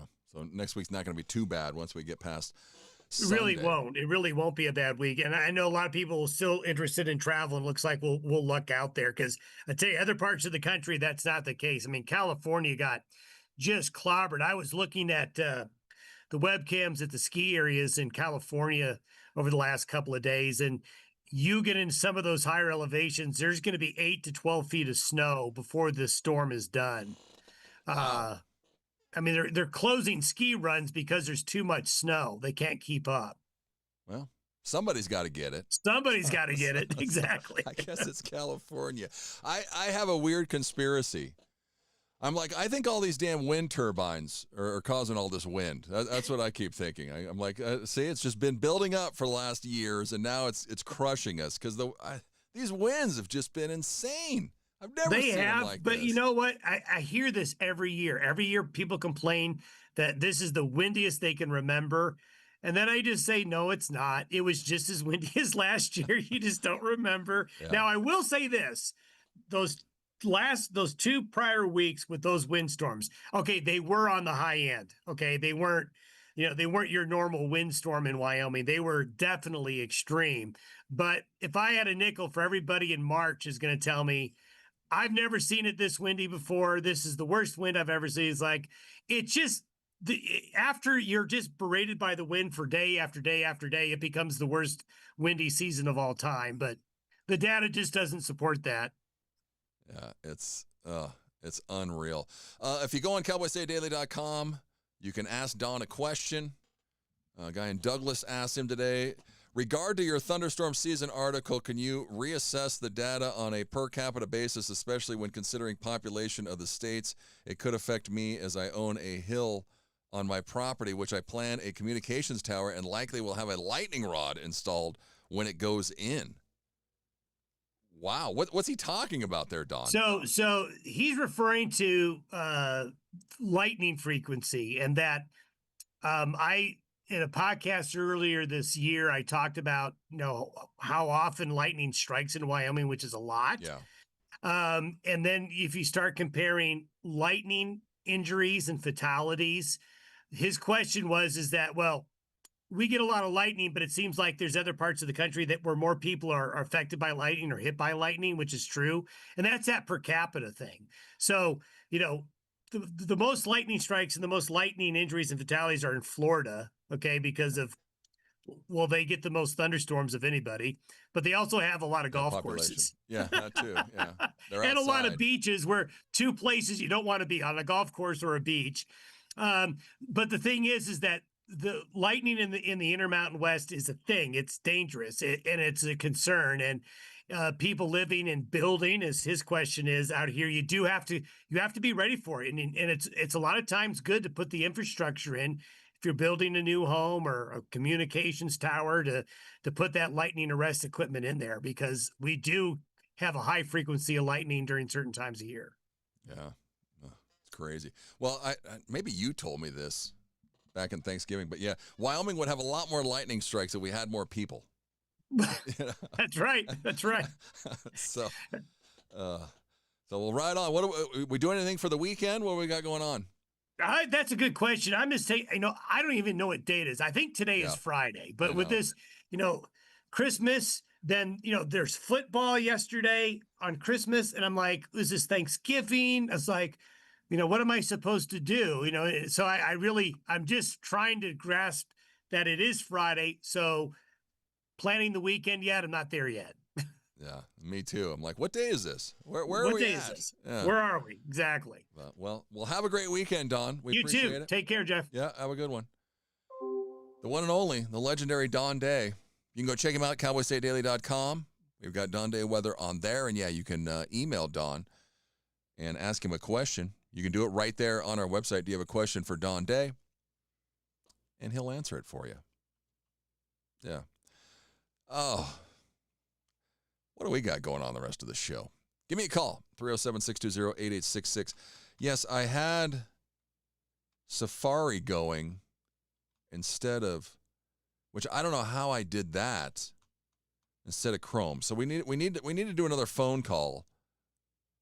So somebody call me, please, so that we can see if, let me make sure this one's ringing. We can make sure that okay, it's working on Chrome. Okay, so call me so we can see if my audio dies on Chrome like it was on Safari, because Jake and I fixed that. So it wouldn't do that, but then somehow I got back onto Safari and did it from there instead of Chrome.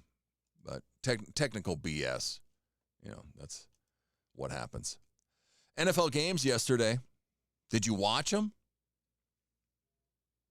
Oh, Camino's calling me. But here, let me call him back on the... Oh, no. Hold on. Let me call him back on the phone line. Oh, there. Now he's calling me. I think that's him. Camino, is that you? Where'd he go? Oh, now I said I have a missed call. What happened there? Is he on the phone? Hold on. Let me go back here. Info. Let's try calling him here. 307. We won't say his phone number. Bam. Let's call. There we go. Call ended. Okay. Well, maybe not. Maybe he doesn't want to talk to us. He called my cell phone. Let me text him and tell him to call the phone line, 307. Call me at 307-620. And then it went to emojis. 8866. There we go.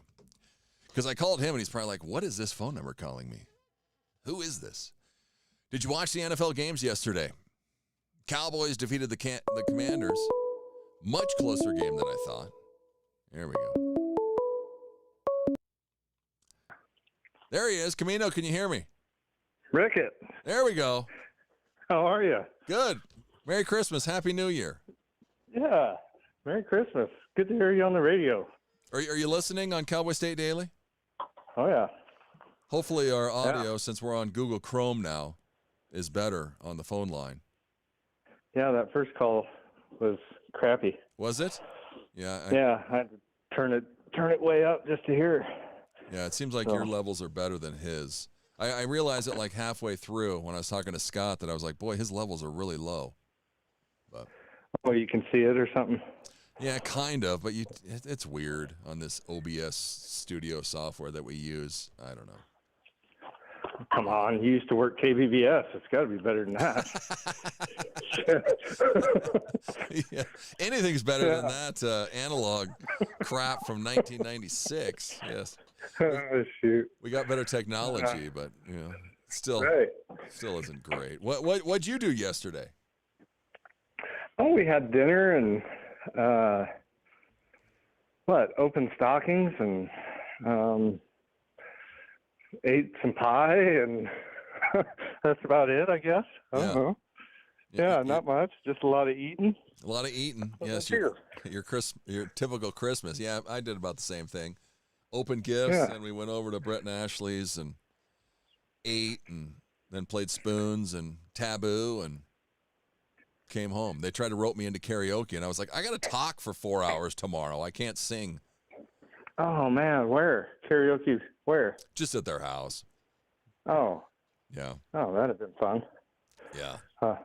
And I was like, it's like 10 o'clock. I got to get up in 6 hours or 5 hours or whatever. But right. Yeah. Did you watch any of that? Did you watch NFL or did you watch NBA? What did you watch? Yeah, no, we watched some NFL. Yeah. Parts of 2 games, parts of the Detroit, Minnesota, and then part of the Denver, Kansas City. And then I fell asleep. So did Denver end up winning that, I think? Yeah, they did. 20-13. Yeah. So, yeah, didn't watch too much. It was Boxing Day. I should have been watching some soccer. I'm into soccer now, but nobody else in the house is. Was there matches on? Huh? Was there soccer on yesterday? Oh, yeah. They call it, today is Boxing Day, the 26th. Yeah. So in England, it's some big tradition that they leave a box for all their servants or some crazy thing like that. So they call it Boxing Day, and there's always soccer on. So weird. Today's Boxing Day. Yeah, it says this will be the Premier League's quietest Boxing Day ever. Where did all the games go? Why is that? I don't know. Manchester United plays Newcastle today at 1. That could be all right. Coming up here at 8 o'clock in the morning, Norwich City against Charlton. And there's actually 2 games going on right now. So, yeah. Huh. No, I didn't know that. I better go tell Ethan to get up because it's Boxing Day for the Premier League. There you go. He probably knows. Yeah. Yeah, my kid's a big soccer fan, too. Him and Camino always talk soccer shop. Yeah. Because they're the only ones that know what's going on. Sid was telling me I need to call Ethan about some of my baseball and basketball cards. So about what? I don't know who the heck any of these people are, but I've got some good ones, I think. But I got my stack of cards over here. I was going to try and find you a Jay Novacek because I know I have some Jay Novacek cards. Oh, nice. Yeah. Actually just got Reggie Slater in the mail, another one. Nice. Yesterday. So I'm getting quite the Wyoming collection. Yeah, Camino, like a week or two ago, sent me, he's got a book of all former Cowboys with their cards. And yeah, I was like, you need a Jay Novacek. He's like, I didn't even think about that guy. No, I was really bummed, though. You can't get a Chris Krasinski card. They didn't make one. They never made a Chris Pro card, huh? Yeah. And, I mean, he had a heck of a career. I keep wanting to cuss, so. You might keep your finger ready on that button. I don't have a dump button, so. Oh, you don't? Well, I'll try to keep it together. Yeah, he'll try and keep it PG for us, but yeah, whatever. So So we got any New Year's Eve plans? What are we doing next week? No, haven't even thought about it, really. Well, I know they asked us last night, what are you guys doing for New Year's? I was like, I don't know. I haven't even, same thing. I haven't even thought about it. Is that on a Thursday also? Yeah. I think New Year's Eve is Wednesday night, and then New Year's Day is Thursday. Thursday, yeah. Huh. I don't know. Probably cutting trees or something. I don't know. What the heck? I said, we're old. We don't go out on New Year's Eve anymore. That's for young kids. Get that karaoke machine. Let's play some karaoke. Exactly. We'll get some karaoke going on. We'll have our own party. We don't need anything else. What's with the World Cup? Are they on sale? I don't know. I can't figure that out. And if they are on sale, they're way too expensive. It's still what ridiculous. the heck? Yeah. I'm pretty disappointed by that whole thing. So I kind of gave up on it. I know Edgy's still working on it, trying to get a ticket. Yeah. So I know hopefully Ethan kind of looked into it, but it was the same thing. It was like it's insanity. $1,000 to go. Yeah, or 2,000, and you're just to sitting at get the in. top of MetLife Stadium.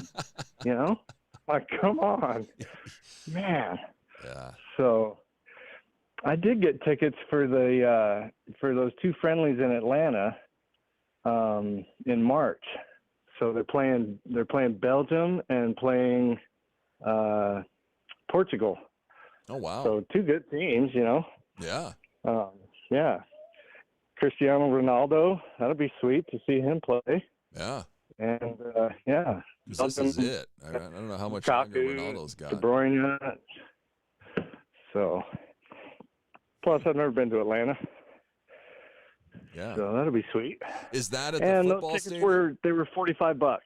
I mean, you know what I mean?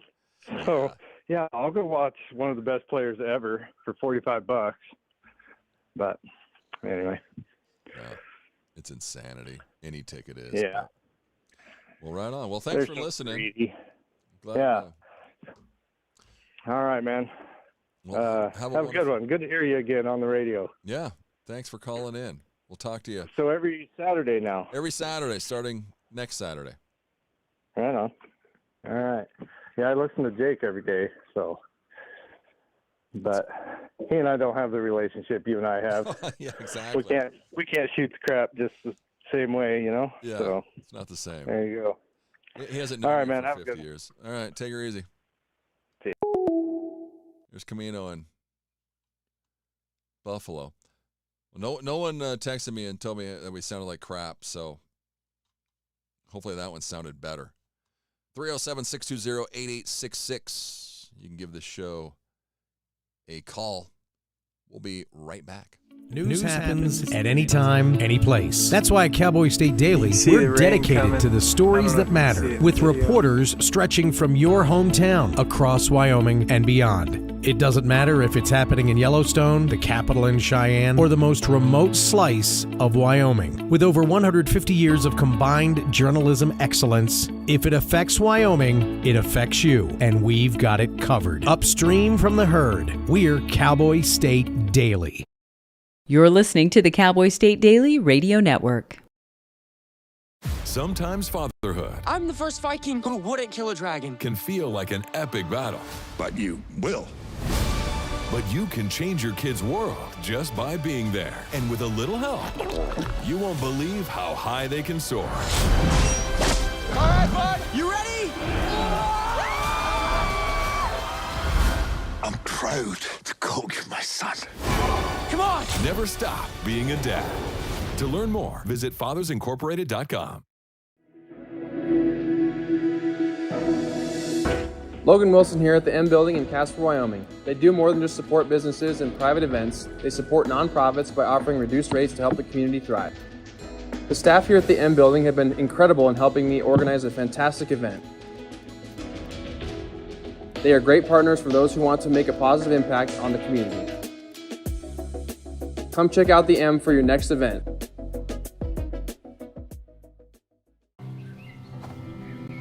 For decades, I've taught you everything I know.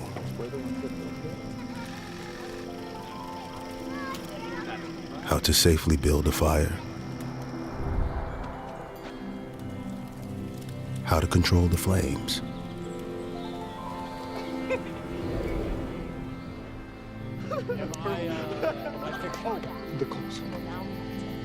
What to do with hot coals. How to secure your chains. There's no sparks.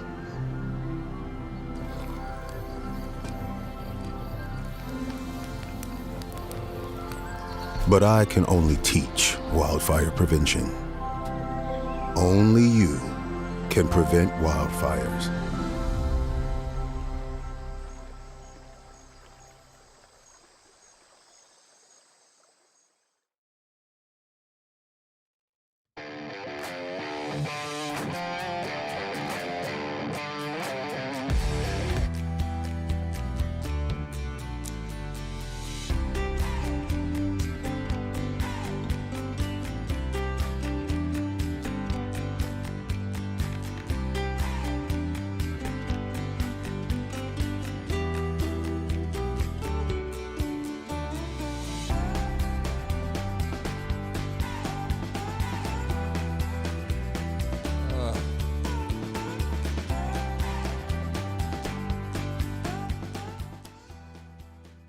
Welcome back to Cowboy State Daily Show with Jake. My name's Jeff. Filling in for Jake today as Jake's on vacation. The last couple days. Let's see here. I was trying to, now that I switched from Chrome to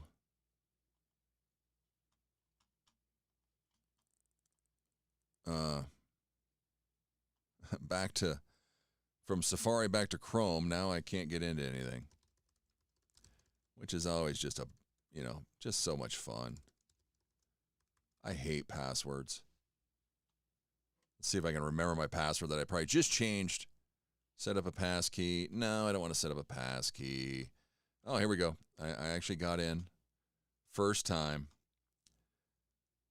This is an interesting clip here. This is about eye color. Listen to this. So everyone with blue eyes descends from the same person. So at one point in human history, one person had. Well,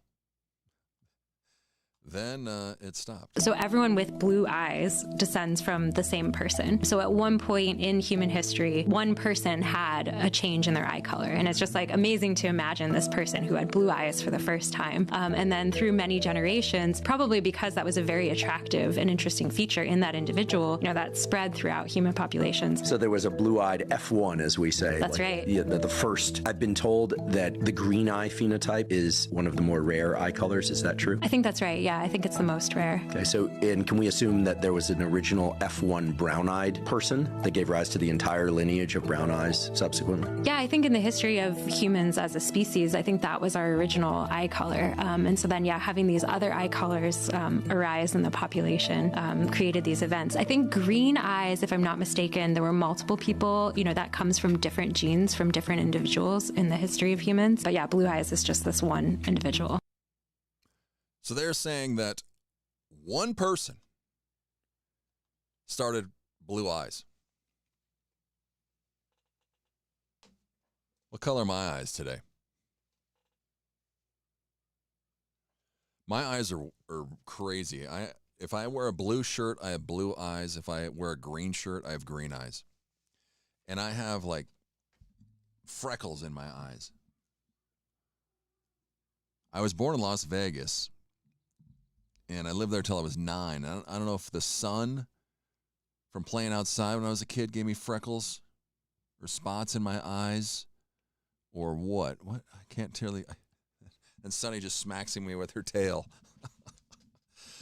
We've got a cat battle to try and get to the window this morning because my window's still open.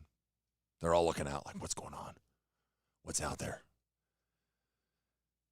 So, yeah, that's a pretty crazy clip about eye color.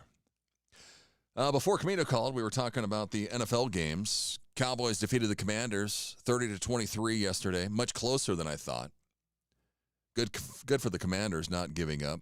The Detroit Lions, what the heck? They had to win to keep their playoff hopes alive.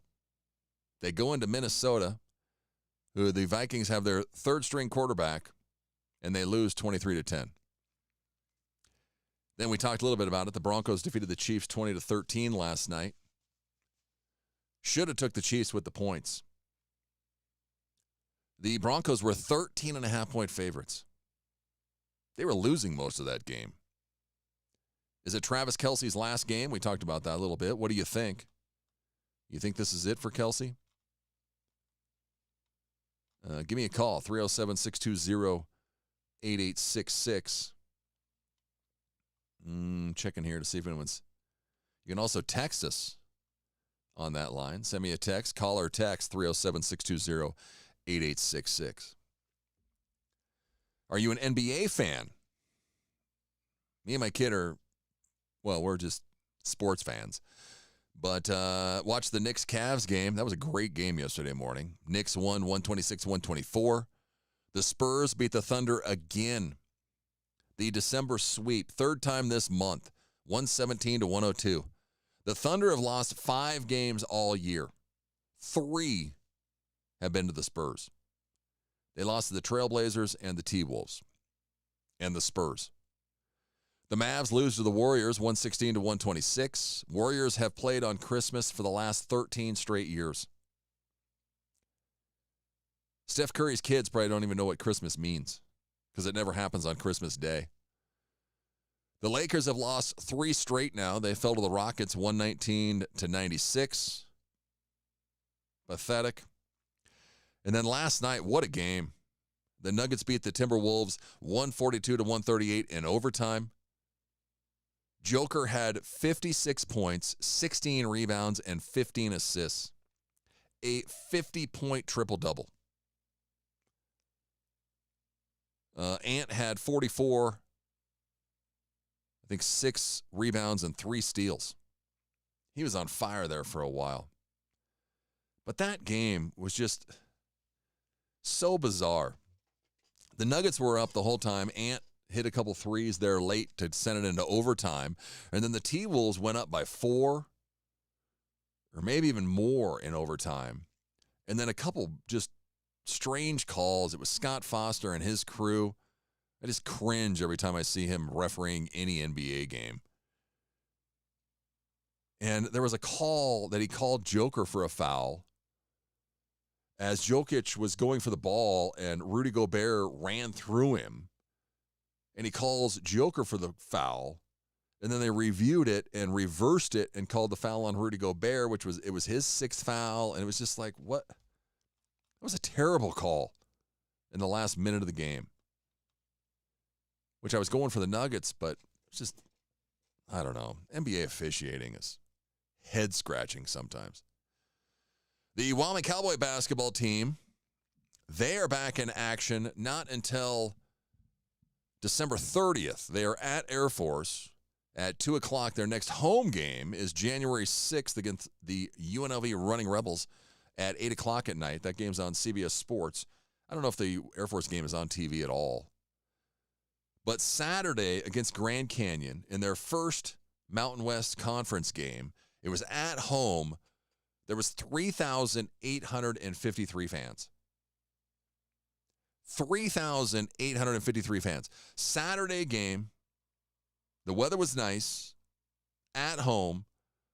The Pokes were like 9-2 coming into that game, and we have less than 4,000 fans. Come on, people. Not good. I know school's out, but we need more than that. Give Sundance Wicks some love. Got a couple studs on the team this year. Go and support your Wyoming Cowboys. Next home game, January 6th, which the students still won't be back, against UNLV at 8 o'clock. Our Wyoming Cowboy football team has already lost 12 guys to the portal, including 3 running backs. What's going on? It's happening every year. The portal is killing small teams, small market teams. We don't have a shot. We run the ball, and we're losing running backs. I get it if all of our wide receivers are bolting, which I think a couple of them are as well, but we've already lost 12 guys to the portal, and I don't think the portal opens until January 2nd or something. It's just, it's painful. Painful. How was your Christmas? Got anything going on for New Year's? What? Do we have time to play this? No, we don't. We'll play it when we come back because we have like 30 seconds to go till the top of the hour. Coming up next hour, what do we have? Maybe Bill Sniffin. We'll see if he shows up. But if not, give me a call, 307-620-8866. I'd love to talk to you to see how your Christmas was. If you have any New Year's Eve plans, what do you got going on? But, yeah, so we've had the 6 o'clock hour, 7 o'clock hour. We're 2 hours in. 2 hours to go. It's time to take a look at what's happening around Wyoming. From the Cowboy State Daily News Center, I'm Mac Watson.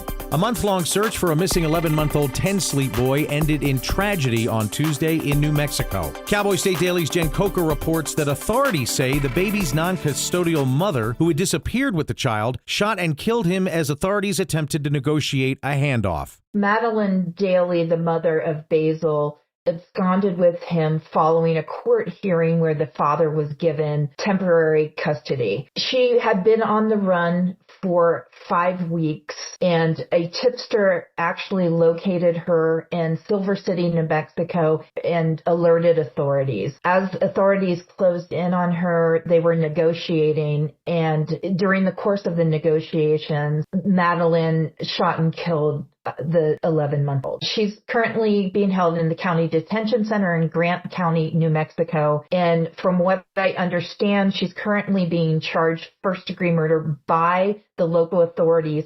According to the Grant County Sheriff, the 35-year-old Daly is being held at the Grant County Detention Center in Silver City, New Mexico, on a charge of first-degree murder.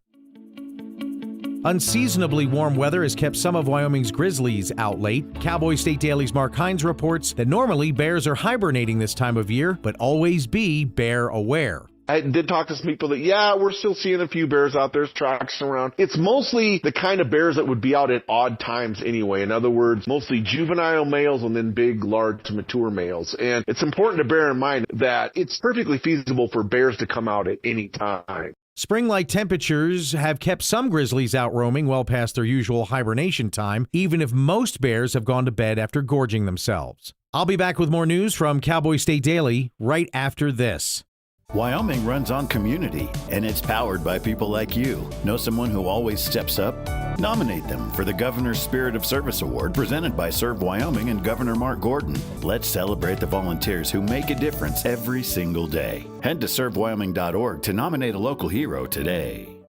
When Representative Harriet Hageman declared her run Tuesday for U.S. Senate, it revived her critics' concerns over federal public land holdings. Cowboy State Daily's Claire McFarland reports that Hageman grappled with the theme for months this year, saying her foes have distorted and oversimplified the issue. It's hard to find a chink in a Republican powerhouse's armor in a supermajority Republican state, but Democrats and other people who aren't Democrats but are public lands advocates have pointed to Hageman's sometimes controversial maneuvers on public lands. She did not vote on the Lee proposal that had the entire, most of the West up in arms this spring and summer. She didn't grapple with that hard. She voted in favor of an amendment geared towards some public lands transfers in Nevada and Utah. She did not really defend Lee's proposal, but she did call the opposition to it overblown. She was like, you guys are throwing around these maps that don't reflect the amendment, and you're talking like it's going to be national parks when a lot of it's landlocked parcels that we could get more revenues, more use, more housing community out of.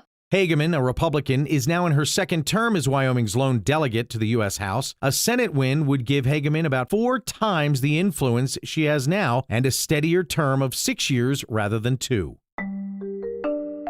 An investment broker identifying himself as Jeff Brown, who claims he's the founder and CEO of New York-based Brownstone Research, is flooding Facebook with ads insinuating that big tech is coming to Kemmerer. And the small Wyoming town is ground zero for minting the nation's next millionaires. Cowboy State Daily's Renee Jean reports that a Wyoming finance watchdog says, don't bet on it. He never says TerraPower in the whole presentation, but he's standing in front of TerraPower's plan, and he's kind of suggesting that there's some way to get in on the ground floor of TerraPower. Well, TerraPower is not a publicly traded company. It is a privately held company, and all of the investment to date has been really large investors, people who can drop $650 million in one sitting. For example, those kind of private investments are typically not open to general everyday investors like you and me. You got to be somebody who can write a check for $650 million. There just is no way right now to invest in TerraPower. Brad Enzi, a longtime energy industry watcher in Wyoming, tells Cowboy State Daily his advice on any pitches of this type is to be very cautious. And that's today's news. Get your free digital subscription to Wyoming's only statewide newspaper by hitting that daily newsletter button at cowboystatedaily.com. I'm Mac Watson for Cowboy State Daily. If you're watching this, I didn't make it. Thanks to people like you and the American Heart Association, my family never had to see this video. I was a healthy 47-year-old, no symptoms. But then my doctor discovered I had a bad heart valve that was beyond repair. The scariest day of my life was when I was sitting on a gurney. Deep down, you know, this could be it. This little heart valve did something really big. It saved my life. I wouldn't be here today without it. The research for this heart valve was funded by the American Heart Association. Since my surgery, I had a son get married. I had a daughter graduate high school. I had another daughter give birth to a precious boy. I would have missed all that. To learn more about the American Heart Association, go to helpheart.org today.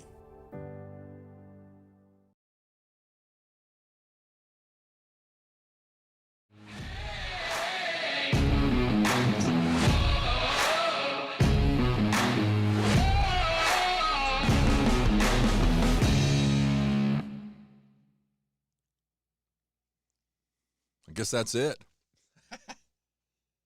All right, we're back. 8:06 on your Friday morning. Happy post-Christmas. Jeff hanging out with you here, filling in for Jake. Cowboy State Daily Show with Jake. Did you see President Trump taking phone calls on Christmas Eve about Santa Claus? Yes. Right. I hope he will be right. I hope the dreams come true. Has a tracker on him. Okay. Well, we track Santa all over the world. We want to make sure that Santa is being good. Santa's a very good person. We want to make sure that he's not infiltrated, that we're not infiltrating into our country a bad Santa. So we found out that Santa is good. Thank you. Bye. Santa loves you. Santa loves Oklahoma like I do. You know, Oklahoma was very good to me in the election, so I love Oklahoma. Don't ever leave Oklahoma, okay? Love Oklahoma. Oklahoma loved me. I won Oklahoma. Great state. Great state. It's amazing. Love it. Love it. Trump. Oh, I love the guy. It's so funny. Everything turns to him, you know? It's not about Santa. It's not about Oklahoma. It's not about the kid. Oklahoma. They love me. I won it. Love Oklahoma. Great state. Wonderful people. Love it. Oh, my wife, we went to her work Christmas party. It was a white elephant party. Oh. Somebody's coming in. And, Bill's in. Bill's here. Sorry, Bill, I didn't have my Zoom up. But I won't talk about the Mystic Pickle. We'll go to Bill. Let me see my notes here if I have any. Well, maybe I don't. Let's go to the Zoom room. Happy post-Christmas, Bill. How you doing? I'm doing great. It was a wonderful holiday. As you get older, I think you appreciate these holidays a little more, and it's fun to be around your children who are grown and their grandchildren who are practically grown, and even some great-grandchildren. I'm the old guy on Cowboy State Daily, Jeff, so if you want some pontificating or some way back when junk, I'm all in. You're the man. Yes, he's been a publisher and author in Wyoming for 53 years. We don't want to date him or anything, but yeah, Bill Sniffen. You can check him out, Wyoming Life columnist, right here on CowboyStateDaily.com. I was reading your article earlier today. Let me see. Your last one, which I'm in Sheridan, and Rock Springs is a hell of a long way away from me, but I didn't even realize this huge Kilpecker sand dunes north of Rock Springs. This sounds very interesting, Bill.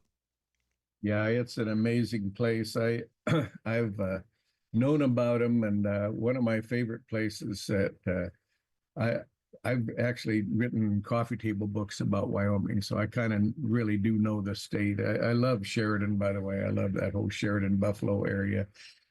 But I've been everywhere in Wyoming, just about, and I've written about them and explored them. But what I do is every so often I'll do what I call my Wyoming bucket list, and it's the places that I either want to go back to or I want to go a little deeper into. And one of them a while back was the Kilpecker Sand Dunes, which is an amazing named place. First of all, it's based on Kilpecker Creek, which is the early soldiers discovered was loaded with saltpeter, which has an amazing effect on a male's anatomy when he's amorous. But anyway, so it's called Kilpecker Sand Dunes, but I've been a big fan of the Red Desert. Wyoming's Red Desert is just an absolutely spectacular place, and we think of Wyoming for our mountains, our rivers, and our canyons.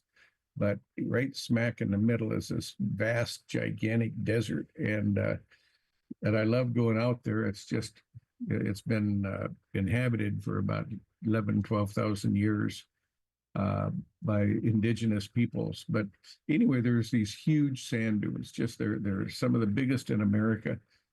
They're the biggest moving sand dunes in America. The whole thing moves about 8 feet every year. But which of course is normal with the wind tunnel that's located down there. But anyway, so I've always driven by them and looked up at them and walked over to them, but I'd never gotten one of these ATVs and climbed to the top of them, and so that was my bucket list. And a really nice guy in Lander, where I actually lived, named Pat White, said, well, hey, let's go out there, and we'll go out there on July 31st, I think it was. And so he had, of course, one of these really tricked out ATVs. I couldn't believe it. I think they cost about $40,000. Yeah, that's insane. It even had air conditioning in it, But anyway, though, I was in the lap of luxury, but we went all over that place. And there's a huge mountain that overlooks them called Steamboat Mountain. And the Steamboat, one of the legends of Steamboat is that there was Spanish, they found Spanish helmets and stuff that I think his name was Cortez, that took all the Montezuma's gold and went north. And anyway, that was, but there was even legends, but that's about it. Wow. And I didn't know about all these Chinese miners back in the late 1800s, that the white people were convinced that the Chinese were taking over their jobs. So there was a big battle, and boy, all these Chinese people, when it was over, 28 Chinese immigrants were killed, another 15 injured. Rioters also burned 78 Chinese homes. This is crazy. Yeah, that's a pretty dark chapter in Wyoming's history. Again, the Union Pacific Railroad was typically the old-fashioned definition of a railroad baron. They're trying to squeeze as much money out as they could. And the workers had gotten fed up with their wages and were striking and wanted more pay. So the solution is they brought in all these Chinese workers from that they had on the West Coast. And of course, they formed a little place in the Rock Springs area called Chinatown, and it was actually a thriving community. Well, ultimately, the other workers rose up and one night and decided they weren't going to tolerate it, and they had literally a massacre. It's a pretty sad blight on Wyoming's history, but it's the Chinese were taking their jobs. It was just it's so easy to paint that with a racial brush. Yeah. Say this is a racial thing. It wasn't. It was a labor thing. I mean, all across America back in the 1800s and the early 1900s were terrible strikes between workers and bosses, and unions were being formed. And it's much more of a labor story than it is a racial story. But in the age we live in, Jeff, we people want to put a racist stamp on everything. Oh yes, it's all about race. And it definitely happened, and it definitely wasn't right. Those people were American citizens. They didn't deserve to die or have their homes burned. It's one of our historical footnotes in Wyoming. Yeah. Wow. Well, we kind of touched on it, how the name came about for this Kilpecker sand dunes, but is it why is the water like this? Is it just the crazy minerals down there? What's going on? There are crazy minerals, and they just had a discovery a few years ago, and they've now we used to provide, I think, 15% of the world's helium, which is really hard to get, and we discovered a whole bunch a bigger deposit. So now we're providing 30% of the world's helium, but that's just an example. Wow.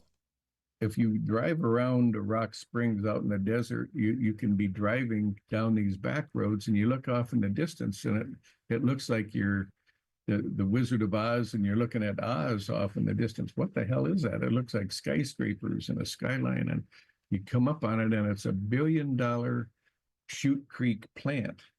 And they discovered all this fantastic supply of rare earths and rare minerals and different chemicals. And so it's like a gigantic chemistry set out in the middle of the desert. And they take all this stuff and refine it. And, it's like if you go into a high school science, you see all these beakers and all these things and all that. Only you see them here and they're 30 stories high. And it's like the biggest oil refinery you've ever seen.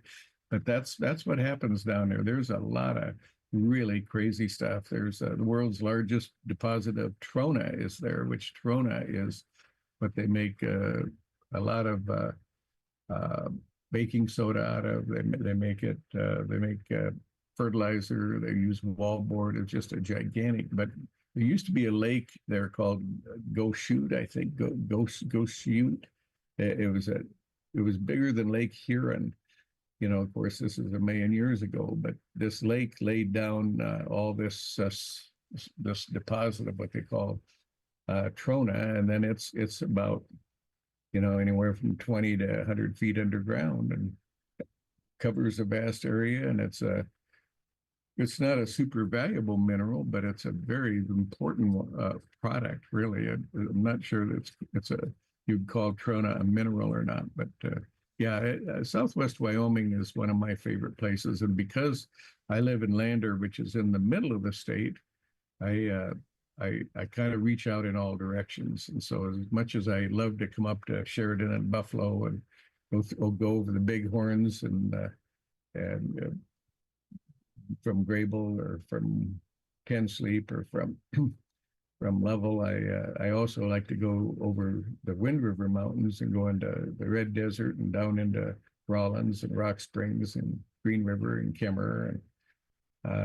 Just these are just wonderful towns full of wonderful people and wonderful stories and amazing geology. It's just Wyoming is really a geological marvel. I've got a friend I've got a lot of friends who are geologists, and they just say, "Man, we've died and gone to heaven by being in Wyoming." Yeah, it's crazy. I mean, it just like you touched on it. There's so many. Everywhere you go in Wyoming is a different geological masterpiece of everything is in Wyoming. Just like our old saying used to say, like no place on earth. That's Wyoming for sure. It's crazy. I had no clue that Wyoming is producing 30% of helium. I had no idea about that. No, like I said, we produce, I think the majority of the trona. We produce all this helium, and we have a lot of sulfur. Just it could actually be a dangerous place to be drilling in Wyoming, because it's not like West Texas where you're pretty predictable what you're going to find. It's this is one of my favorite books is Rising from the Plains, and just a fantastic book. And it's I just started reading it again, and I tell you, I think that should be a required reading in schools, because it's all about all these different places and craziness. I mean, there's a place out west of Rawlins that's like 2.7 billion years old. I mean, it's where some of the oldest rock on Earth are just sitting there, and you go out there and okay, what's so special about this? Well, this is 2.7 billion years. Wow. Is this? But it's just the book is all about a guy named Dave Love, I knew Dave very well. He was Wyoming's foremost geologist, and he just was he mapped all of Wyoming, and just it whets your appetite to go see more of Wyoming. Yeah, for sure. Well, and even when we drive over the Bighorns, there's the signs there that say that these rocks were 1 billion years old or what. It's just it's amazing. So how long is the family sticking around? They staying all weekend, or what's going on?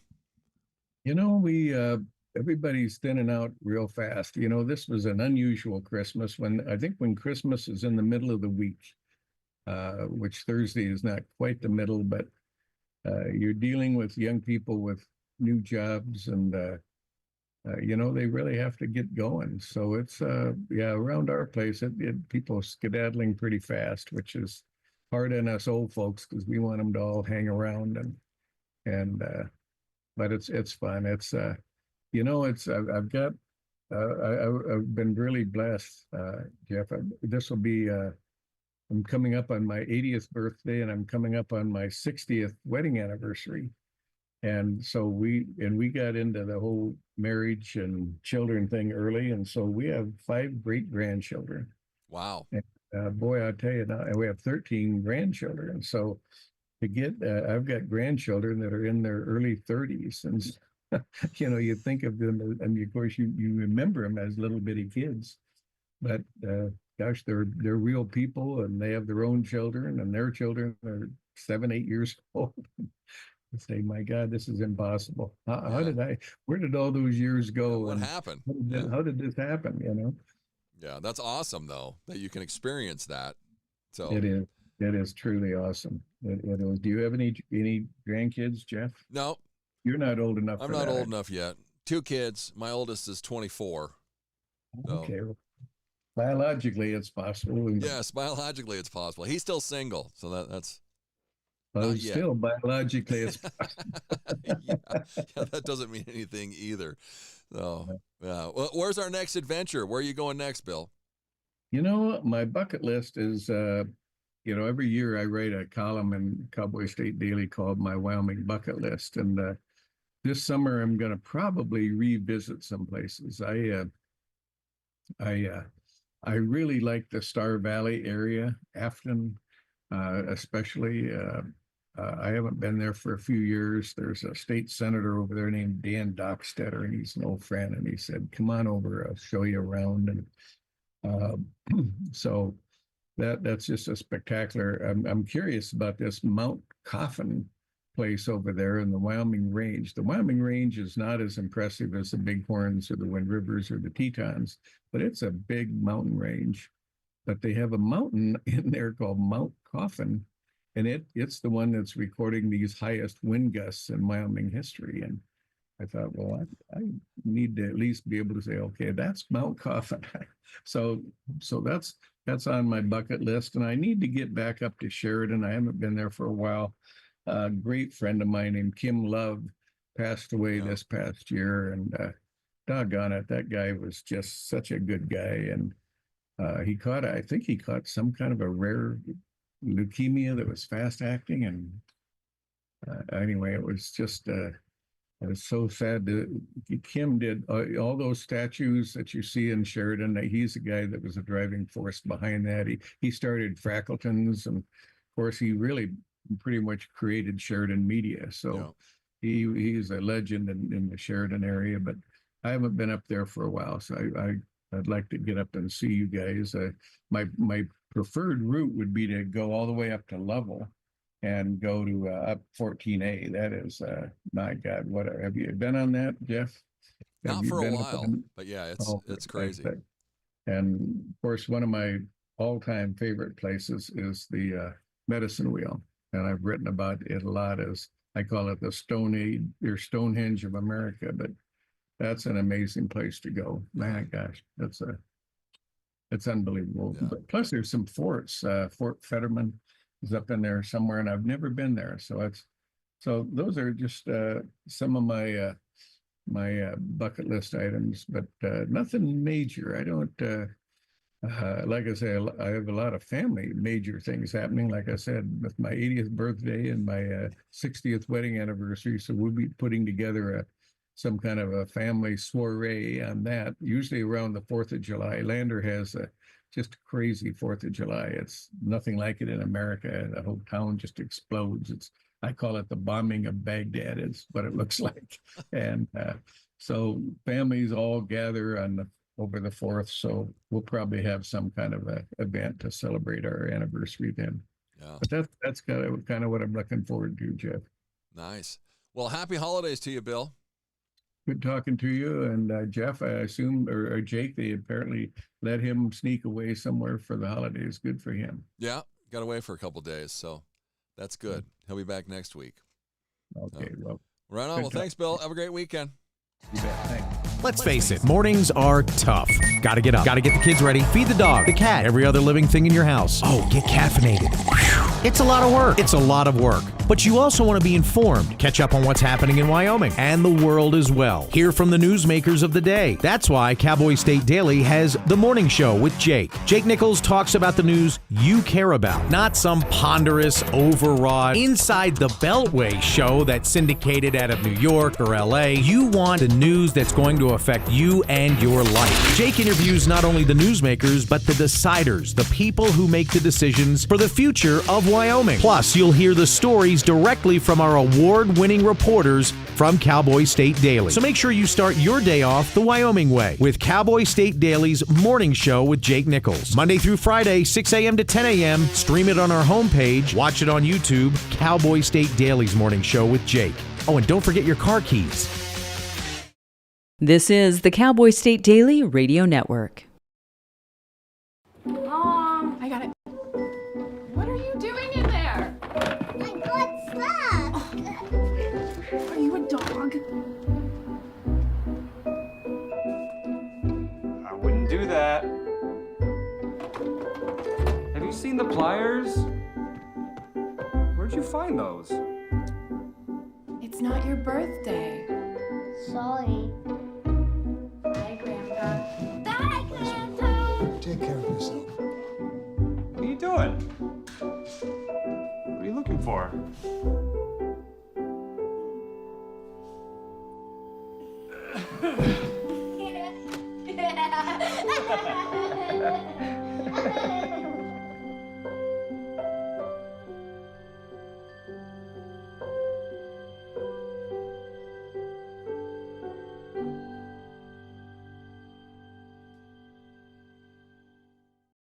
I I don't think that many kids in my son's school even do it.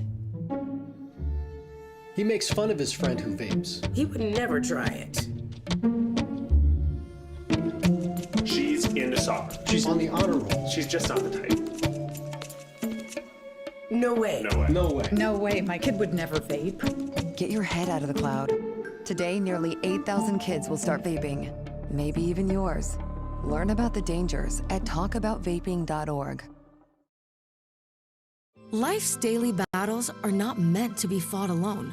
We're not powerless, so long as we don't lose sight of what's important. Don't be afraid to seize that moment to talk to your friends. Cloud, you okay? Because checking in on a friend can create a safe space. The first step on our new journey. You coming? Reach out to a friend about their mental health. Seize the awkward. It's totally worth it.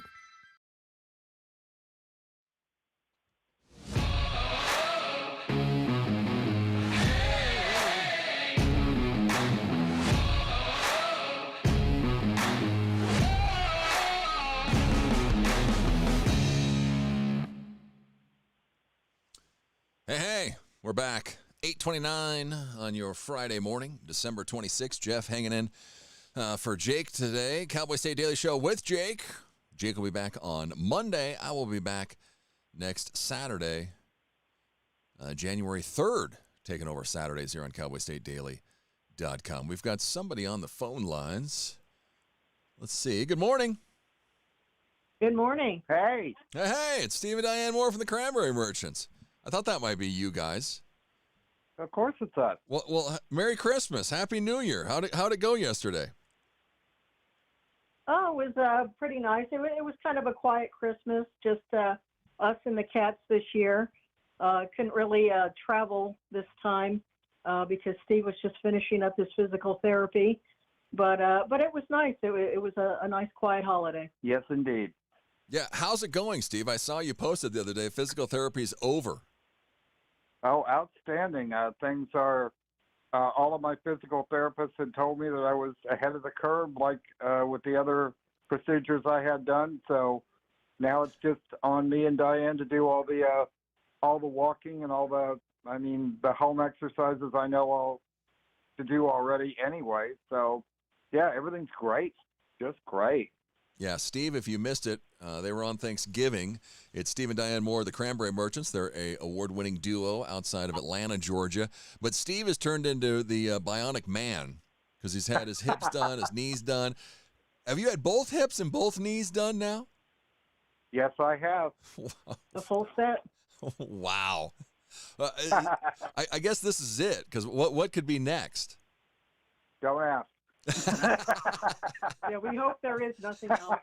It's going to be his elbow or, neck fused. We're hoping his ankles hold out. Yeah, exactly. Something it's insane, but that's good. I mean, maybe after all this practice, your body knows what to do. And I would figure, yeah. And heals up a little faster. Man. Fact. So yeah, because usually. And I was wondering, because I saw something, and I was like, well, are they going to Indiana? Are they going to Maryland?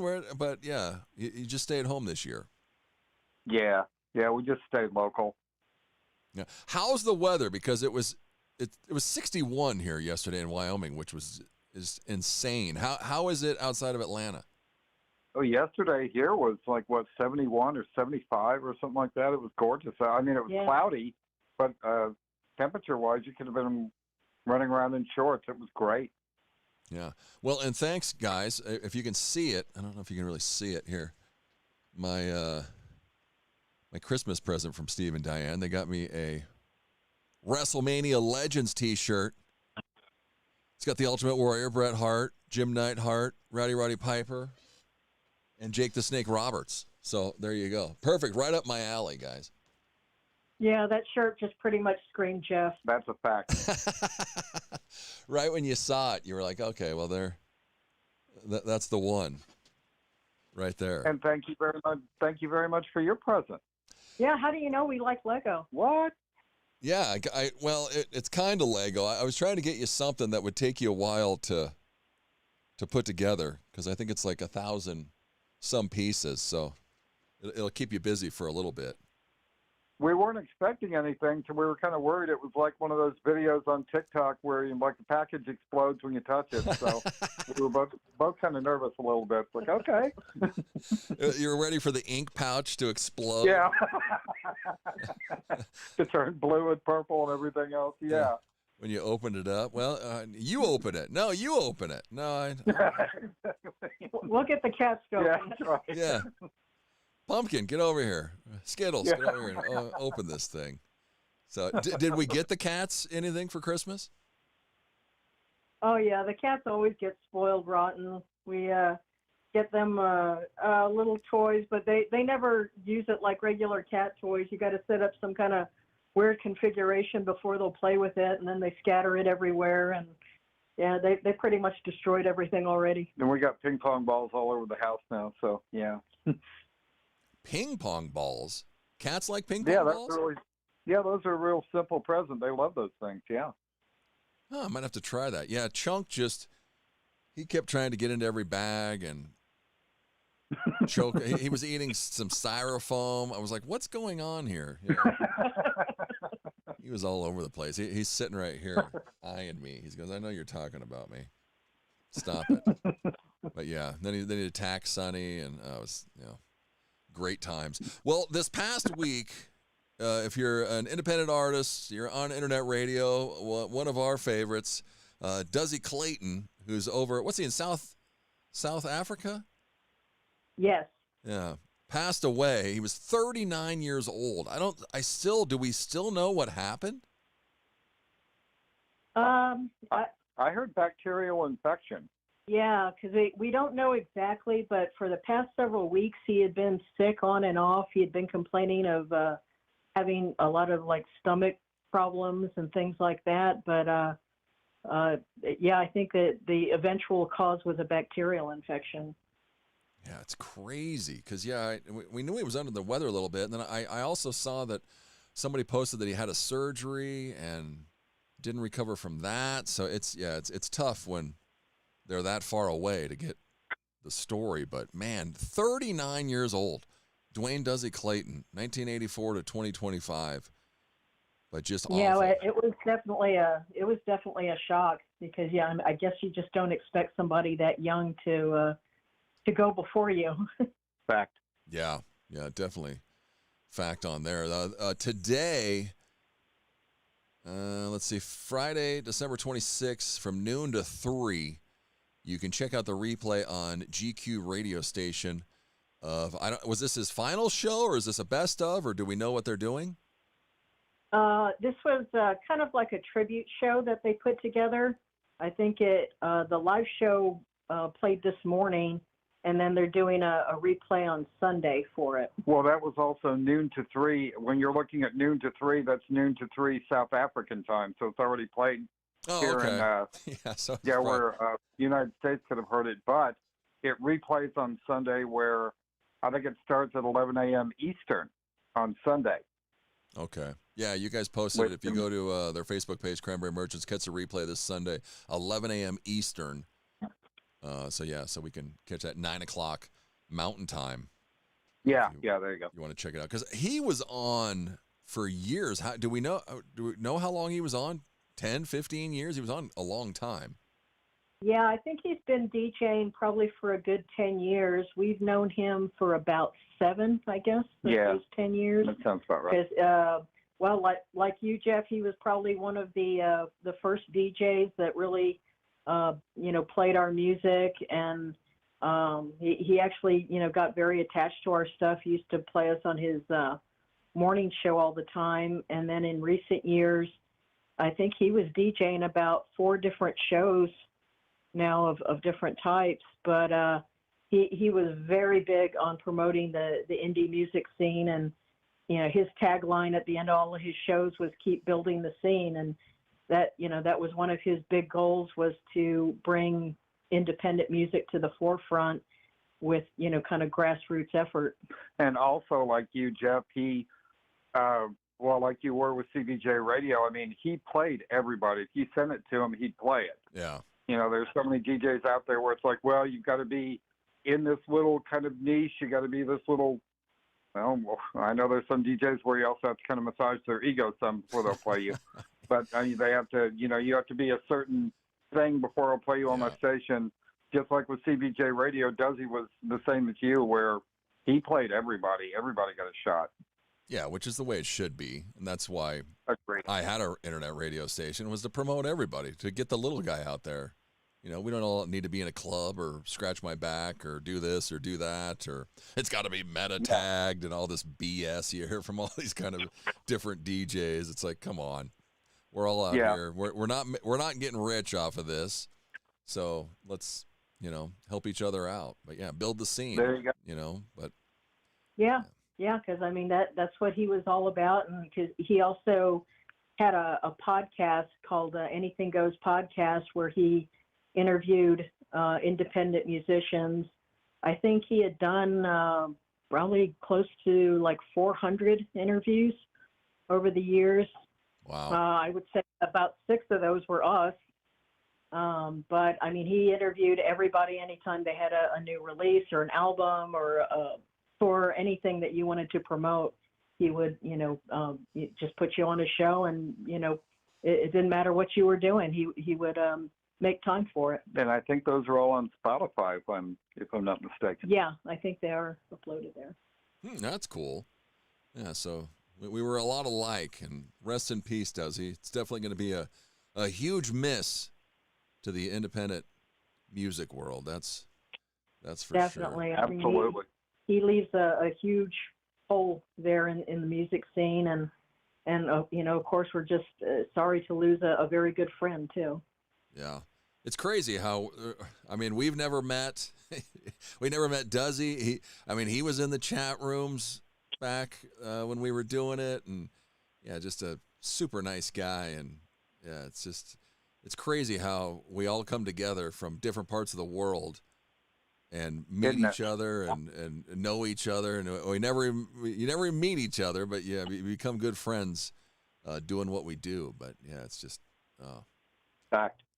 But sad news this week. It was definitely heartbreaking it was shocking and heartbreaking at the same time when we all found out a few days ago. But absolutely, we have our the second show of 2026 is our 300th episode of The Beat, and we're going to be doing a tribute show to him on our show as well. Okay, so that'll be coming up here in a couple of weeks. Yeah, probably. I don't remember the exact date, but yeah, it'd be the second, whatever the second Monday of 2026 is, I guess. Your 300th show. I had to drag you guys into doing a show. Yeah. A little bit of kicking and screaming there, but once we hit our stride, it was a lot easier. I talked him into doing the Beat years ago, and holy cow, 300 shows. Well, congratulations, guys. That's like, what's that, 6 years? Well, it'll be... Yeah, probably about 6 close. years. That sounds right, yeah. Coming up on it, Yeah. January 12th is the Duzzy Show. That's the 300th episode. Okay. Yeah, so we'll plug that a little bit more and see where you can listen to The Beat coming up here in the second week of January. Any plans for New Year's? What we hanging out? Are you still off, Steve? Are you back to work, or what's happening? I don't have to go back to work until the beginning of February, so I don't know what we're going to do. I have no idea. Yeah, we don't usually do much. We usually just kind of stay home and stay out of the traffic and the cold or whatever. Diane will watch New Year's Rockin' Eve, but I don't know who any of these people are, so it's like I just kind of sit there feeling old. Yeah, going, what is this? What is this crap? Who are you? Are you lip syncing? Are you really singing? What's going on here? Yeah, I do that same thing looking around on Live Nation. It's who's touring this summer. It's like, who are all these people? I'm so old. Yeah, I'm the same way. On Saturday, my wife was yelling at me. She's like, "Come watch Cher. Is she actually singing on Saturday Night Live?" I was like, I don't think so. Probably not. Yeah. Yeah, she's gotten kind of scary anyway, but you know. Yeah, well, that's what I said. I said she can't move her mouth enough to sing. She's got so much Botox going on. Well, right on, guys. Well, thanks for calling in. Thanks for the present. Merry Christmas. Happy New Year. Merry Christmas and Happy New Year to you, and thank you for having us. Absolutely. Yeah, there they go. Cranberry Merchants. Go check them out, cranberrymerchants.com. They're on Facebook, Instagram, Twitter. They are everywhere. We'll be right back after this. Who can you turn to for news you can trust? Your local TV and radio broadcasters. You trust us to keep you safe during times of crisis and to deliver the weather, sports, and entertainment you rely on every day.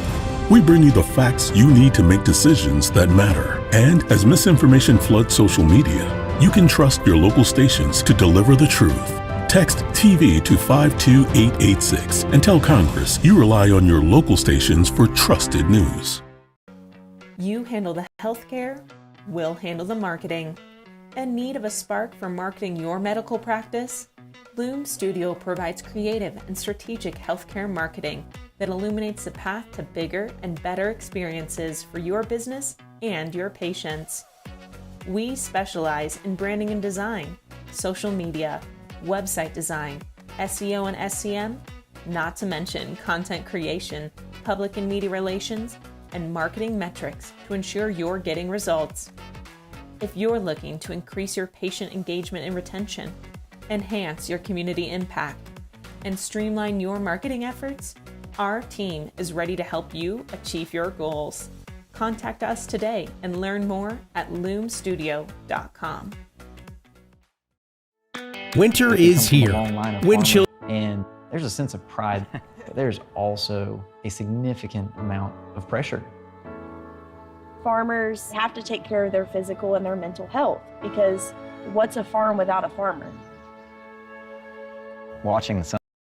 JB Hunt now has CDLA truck driving jobs in the Cheyenne area, and they're hiring Class A drivers for a local dedicated route. Drivers can make $78,000 a year and be home every night. Plus, medical benefits after 30 days on the job, also earning paid time off on your first day, and enjoy other perks like a company-matched 401k. As a company founded by a truck driver, JB Hunt is driven for you. So head to drivejbhunt.com to see the JB Hunt difference. That's drivejbhunt.com. You're listening to the Cowboy State Daily Radio Network. Who can you turn to for news you can trust? Your local TV and radio broadcasters. You trust us to keep you safe during times of crisis and to deliver the weather, sports, and entertainment you rely on every day. We bring you the facts you need to make decisions that matter. And as misinformation floods social media, you can trust your local stations to deliver the truth. Text TV to 52886 and tell Congress you rely on your local stations for trusted news. You handle the healthcare, we'll handle the marketing. In need of a spark for marketing your medical practice? Loom Studio provides creative and strategic healthcare marketing that illuminates the path to bigger and better experiences for your business and your patients. We specialize in branding and design, social media, website design, SEO and SEM, not to mention content creation, public and media relations, and marketing metrics to ensure you're getting results. If you're looking to increase your patient engagement and retention, enhance your community impact, and streamline your marketing efforts, our team is ready to help you achieve your goals.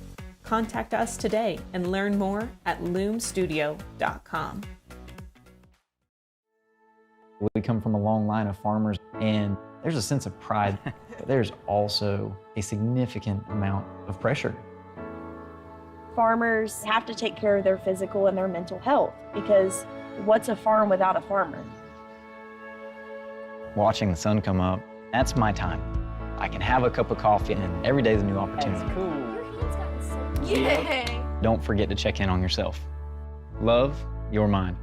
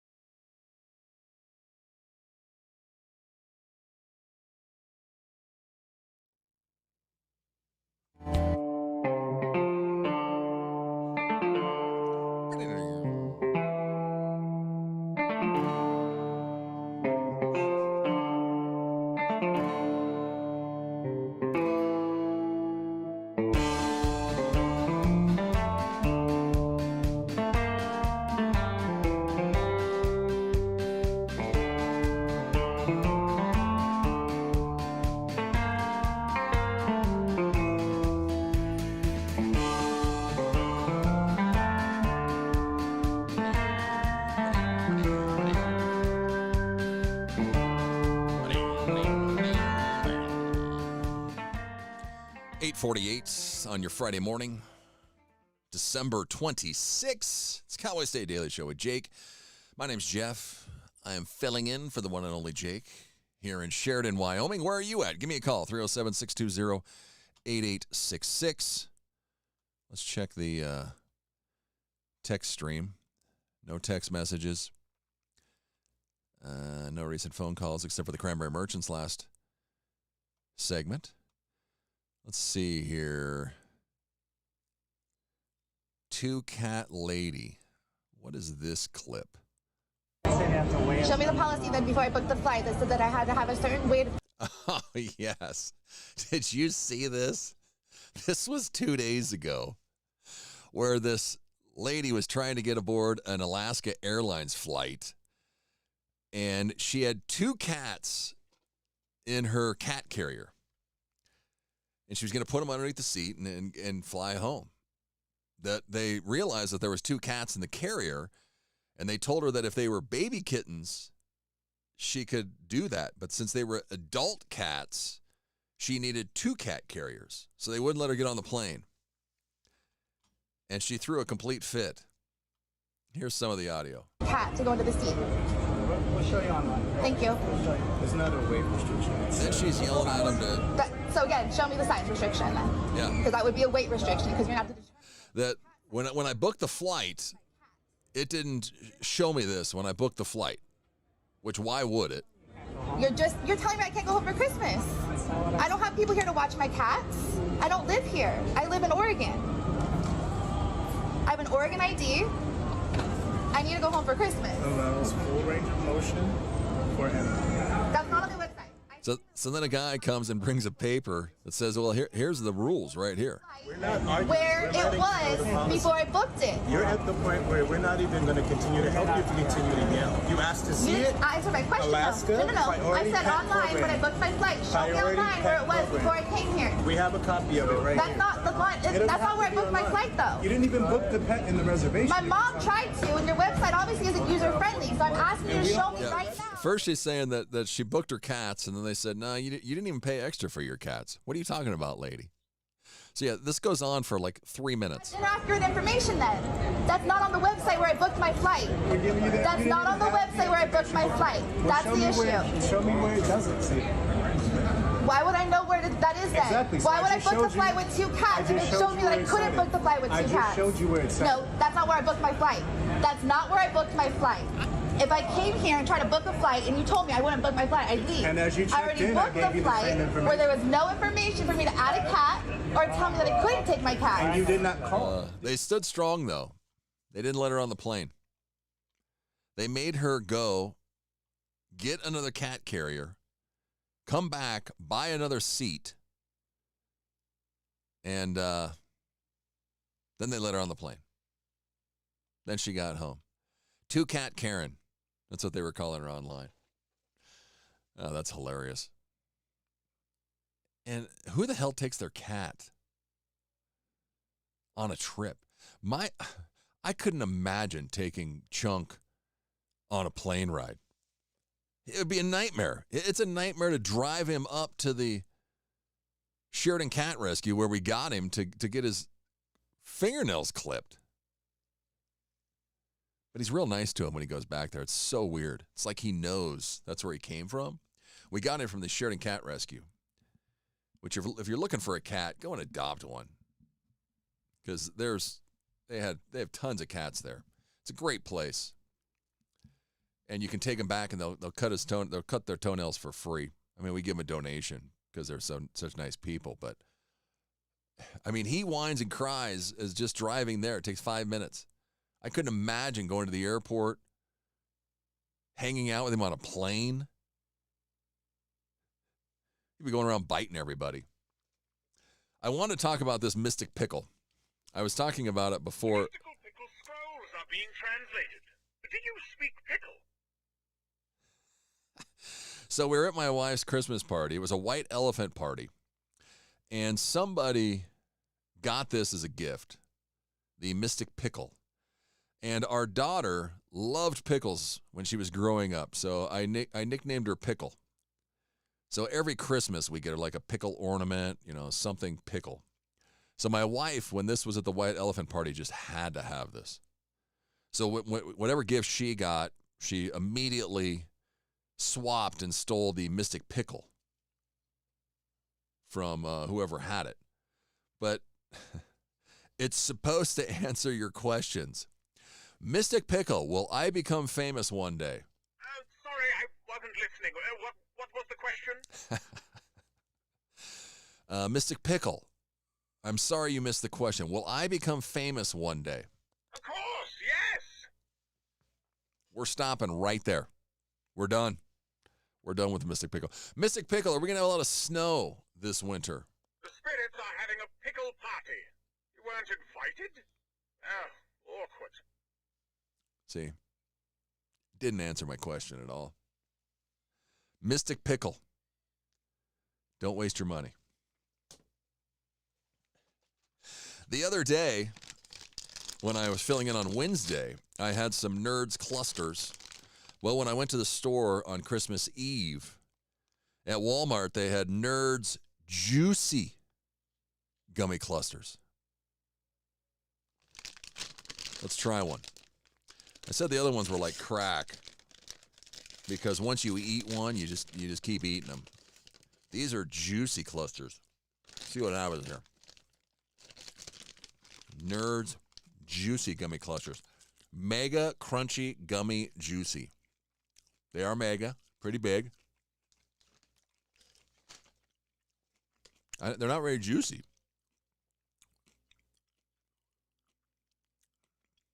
Huh.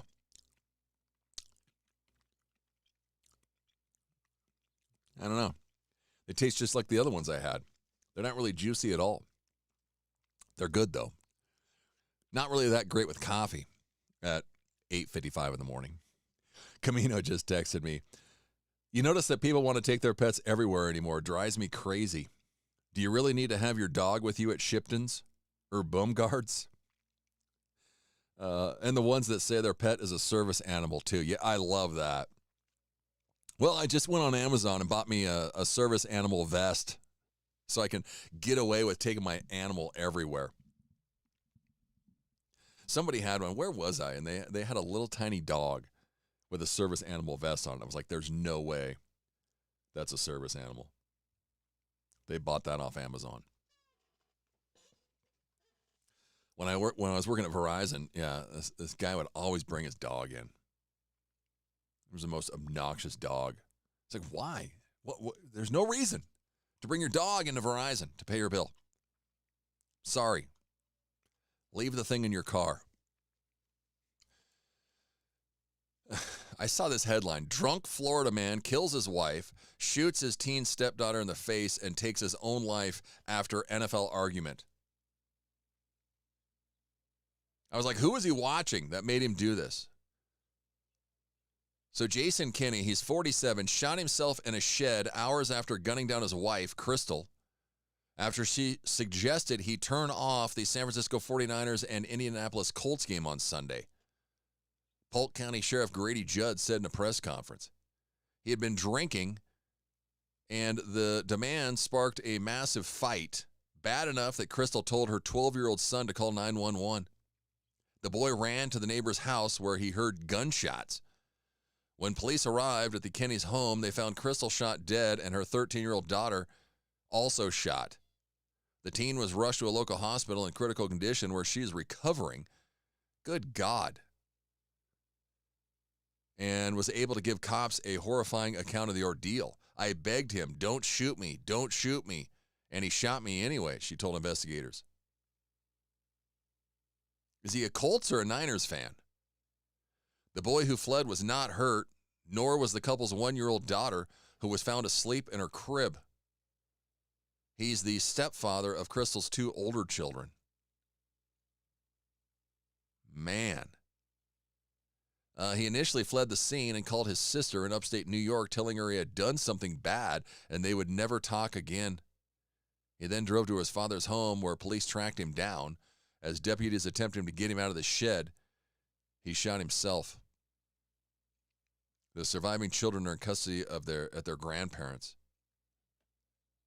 The entire family's destroyed, Judd said. Our homicide detectives are distraught. Unreal. When you go in there, there's a beautiful Christmas tree and lots of Christmas presents under it, just like the nuclear family should be.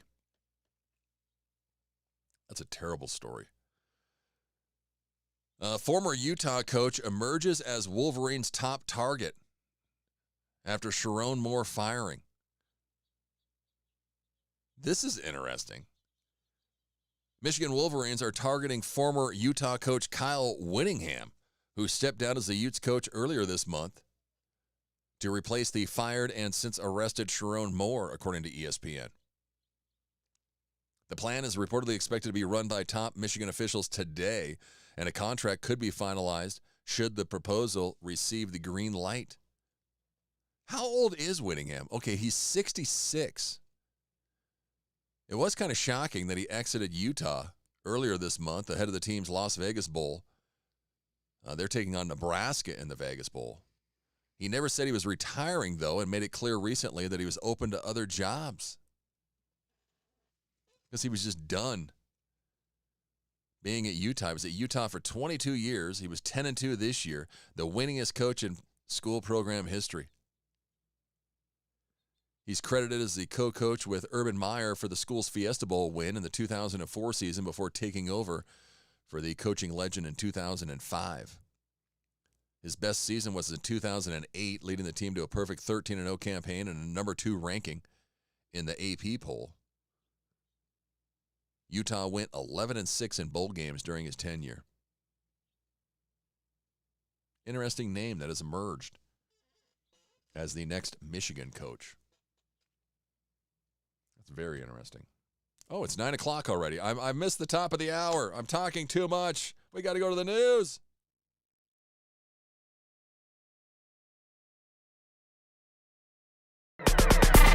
It's time to take a look at what's happening around Wyoming. From the Cowboy State Daily News Center, I'm Mac Watson. Revamping federal lease sales, policy changes, and legislation is positioning geothermal as America's next energy boom. Cowboy State Daily's David Madison reports that Wyoming is on the edge of a massive push for Western geothermal energy as oil and gas expertise could transfer to the industry. What we saw last week was a big surge in legislation coming out of the U.S. Congress saying, let's tap into this resource. Somehow this has become a bipartisan issue, that this is one of the things on that very short list of things that Democrats and Republicans agree on. So we have legislation sponsored and supported by both Democrats and Republicans coming out of the committee that Harriet Hageman sits on, the Energy and Minerals Subcommittee of the Natural Resource Committee in the U.S. Congress. The House Subcommittee on Energy and Mineral Resources held a legislative hearing last week on 9 geothermal bills aimed at streamlining permitting and accelerating lease sales on federal lands. So, now that Christmas is over, let's get down to the bottom of this burning question. What makes a great mall Santa? Well, Cowboy State Daily's Zach Sontag found the answer from a man in Casper who shares the secret. It's in the beard. He developed a technique to get one of the best Santa beards you've ever seen. And the way he achieves this is he shuts himself into the hotel bathroom. He turns the shower on and the sink on, the hottest setting, and he lets it run until he can't see himself in the mirror. At which point he says, okay, it's sufficiently steamy in here, and the beard has got to get steamy. That's the key. And once it's a certain amount of steamed up, he has a delicate wanding technique that he uses with the hairspray to give it a hold that has a little bit of give. And man, when this thing's done, it looks good. It is your classic Santa Claus oblong. The kids can grab it, tug it, feel it, and it still keeps its shape. And what he's learned is that the beard is the decisive determinant. 67-year-old Matthew Allwine is a former Marine, long-haul trucker, and decided to play St. Nick after being recruited in Missouri to play the jolly old elf. I'll be back with more news from the Cowboy State Daily News Center right after this. From the smallest town to the biggest heart, Wyoming is built by those who serve. The Governor's Spirit of Service Award, presented by Serve Wyoming and Governor Mark Gordon, honors the volunteers who lift others, strengthen communities, and make our state shine. Nominate someone whose service inspires you at servewyoming.org and help us say thank you to the people who keep Wyoming's spirit alive. Cowboy State Daily News continues now.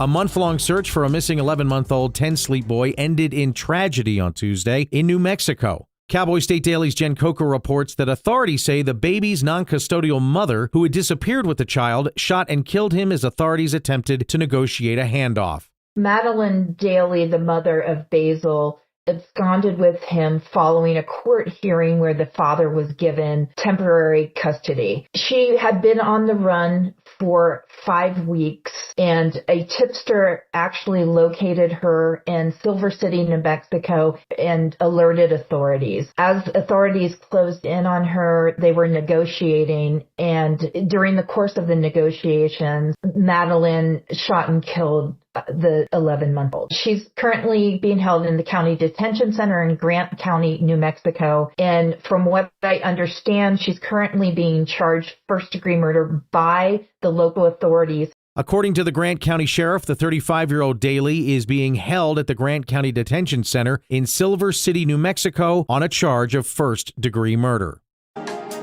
Unseasonably warm weather has kept some of Wyoming's grizzlies out late. Cowboy State Daily's Mark Hines reports that normally bears are hibernating this time of year, but always be bear aware. I did talk to some people that, we're still seeing a few bears out there tracking around. It's mostly the kind of bears that would be out at odd times anyway. In other words, mostly juvenile males and then big, large, mature males. And it's important to bear in mind, and we've written about this before at Cowboy State Daily, that it's perfectly feasible for bears to come out at any time. And again, it's usually those big males. They might get a little bit restless in the winter, and they don't tend not to stay out for very long, but they will sometimes venture out in the middle of the winter just to go maybe check things out, grab a snack or whatever, then go back to bed.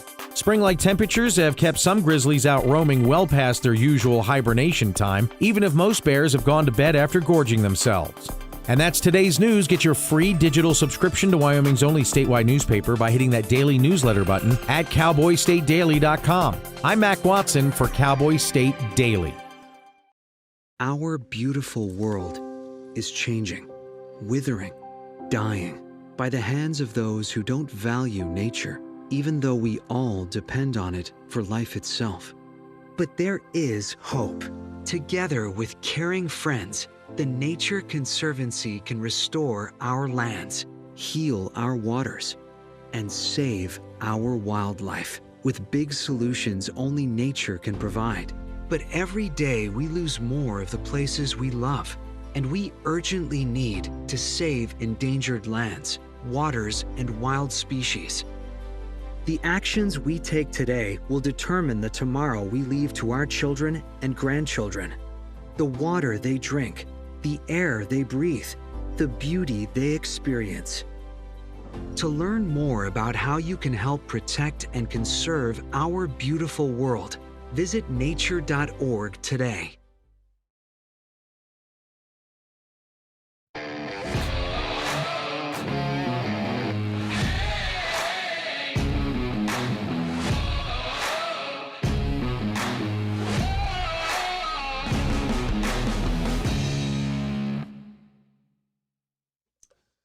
Welcome back. 9:07 right here on Cowboy State Daily with Jake.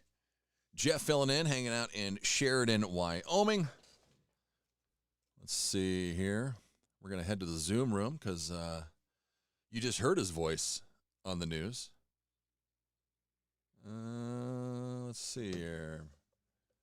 Jake says our levels are a little low. Let's crank it up some as we head to Mac Watson. Mac, how was Christmas? Hey, do I need to yell? Do we need to crank those levels up? Is that okay? Yes. No, my Christmas is great. My Christmas is great. My wife and I, we've been together. We've been together since 2011, and we got into our first major disagreement over when to give presents. My wife's family had the tradition of you open up presents from the family on Christmas Eve. And then Santa's presents come overnight, and you open those on Christmas morning. And I was like, I've never heard of such chicanery. This is unacceptable. There's no way we're going to open up presents on Christmas Eve. Well, long story short, we opened them up on Christmas Eve. And then, of course, Santa Claus came and we opened up the rest of the presents on Christmas morning. So it's always good. It's always good. But that is a new tradition that I had to get used to when I got married to my wife. I had never heard of maybe one present, maybe, something special on Christmas Eve night, not all the family's presents, and then we wait for Santa Claus. So, and that puts a lot of pressure on Santa, if you know what I mean. So, yeah, well, I hear you. Do you have young kids? Yeah, we became foster parents in Arizona in 2017. And these kids were our first placement, which was unheard of. You never get your first placement with kids that have rights severed. So when the kids were placed with us on a Friday night in September, we were on the clock. We had 6 months to decide whether we were going to adopt these kids or not. And everything just fell into place. It was meant to be. So my daughter is 16 going on 27. And my son is 9 and loves Lego and Ninjago. So it's a perfect combination. Huh. Well, that's cool. Yeah. What did they think? I mean, my kid's 24. He wants to open presents whenever. Yeah, exactly. So they probably enjoyed. Oh, absolutely. So it got to the point, because we noticed the first Christmas when our kids were little. We noticed the first Christmas, we opened the majority of them on Christmas Day, and it was just overwhelming. It was just nonstop. It was like a sugar rush for them, right? So my wife had this great idea that starting a couple days out of Christmas, you can get a small gift, another small gift, another small gift. And then Christmas Eve, that's when the family gives their presents. And then Christmas Day, that's when Santa Claus, comes and you can open up Santa's presents. So it kind of like lengthens the actual gift opening process. Yeah. And it's not so overwhelming where, an hour later you have a room full of wrapping paper and the kids are off doing their own thing, playing with their own toys. It goes a lot better and it's a lot smoother and there's not crying and gnashing of teeth and wailing and all this kind of stuff. So it works out better that way. Yeah. Yeah. We open one on Christmas Eve, and then the rest Christmas morning. But my brother's completely different. He does it all Christmas Eve. Does he really? Okay. So what happens Christmas morning at your brother's house? I don't think much. That's Nothing? what I always ask. I'm like, well, then, what the heck do you do on Christmas? Yeah, Right. What happens then? Come on. Yeah, I get it. And so show up Christmas Eve. I mean, come on. Right, I know. Yeah, I know. I don't get that part either. That's why my wife, makes sure we open up the family presents Christmas Eve and then we wait for Santa Claus to come, and I get that. That makes a lot more sense to me. But your brother, he's doing some wackadoodle stuff, man. He's missing the whole point of Christmas night, kind of thing. So anyway, it was really good. It was really good. Yeah. So, and you were doing the news at the same time, which we had. Yeah. I don't even know if we want to talk about the baby story. That's just awful. It is horrific. It is unconscionable. And I will tell you, and I don't want to tell tales out of school, but I wonder about the tipster. Yeah. I wonder if he now regrets telling anybody where that woman was. That's true. Yeah, because if there hadn't been a tip, the cops wouldn't have shown up. Maybe that little boy would still be alive. I don't know. But I can tell you that I wonder. I mean, the dad has to be devastated. The family has to be devastated. We are devastated. But the guy that said, "Hey, I think that's the woman that is on the run from Wyoming," I'll call the cops and I'll tell them. Yeah. I wonder how he's doing. Yeah, that's true. That's what I wonder, How his conscience is feeling. Like, oh man. Yeah. And we also had that story in Byron in February. A woman killed her daughters and then killed herself in Byron, Wyoming. Yeah, that's true. Mental illness is no joke. Mental illness needs to be addressed. I'm always glad when Governor Mark Gordon talks about mental illness. I'm always glad when people talk about, hey, if you need help, there's a place to get it. Here's a hotline, or talk to somebody. The problem as I see it, though, is that our system is so overwhelmed. Okay, I have a problem. I need to talk to somebody. I'll call somebody. Oh, now I'm on a waiting list. We got to get rid of that waiting list. If somebody needs help, we need to, and they reach out. They can't wait weeks or months. You know what I mean? They need help right now. That's what I hope we can address down the road. I don't know how to do it. Maybe Governor Gordon has some kind of plan, but that's the thing that worries me. These people needed mental health help, and I wonder how long it would have taken them to get it.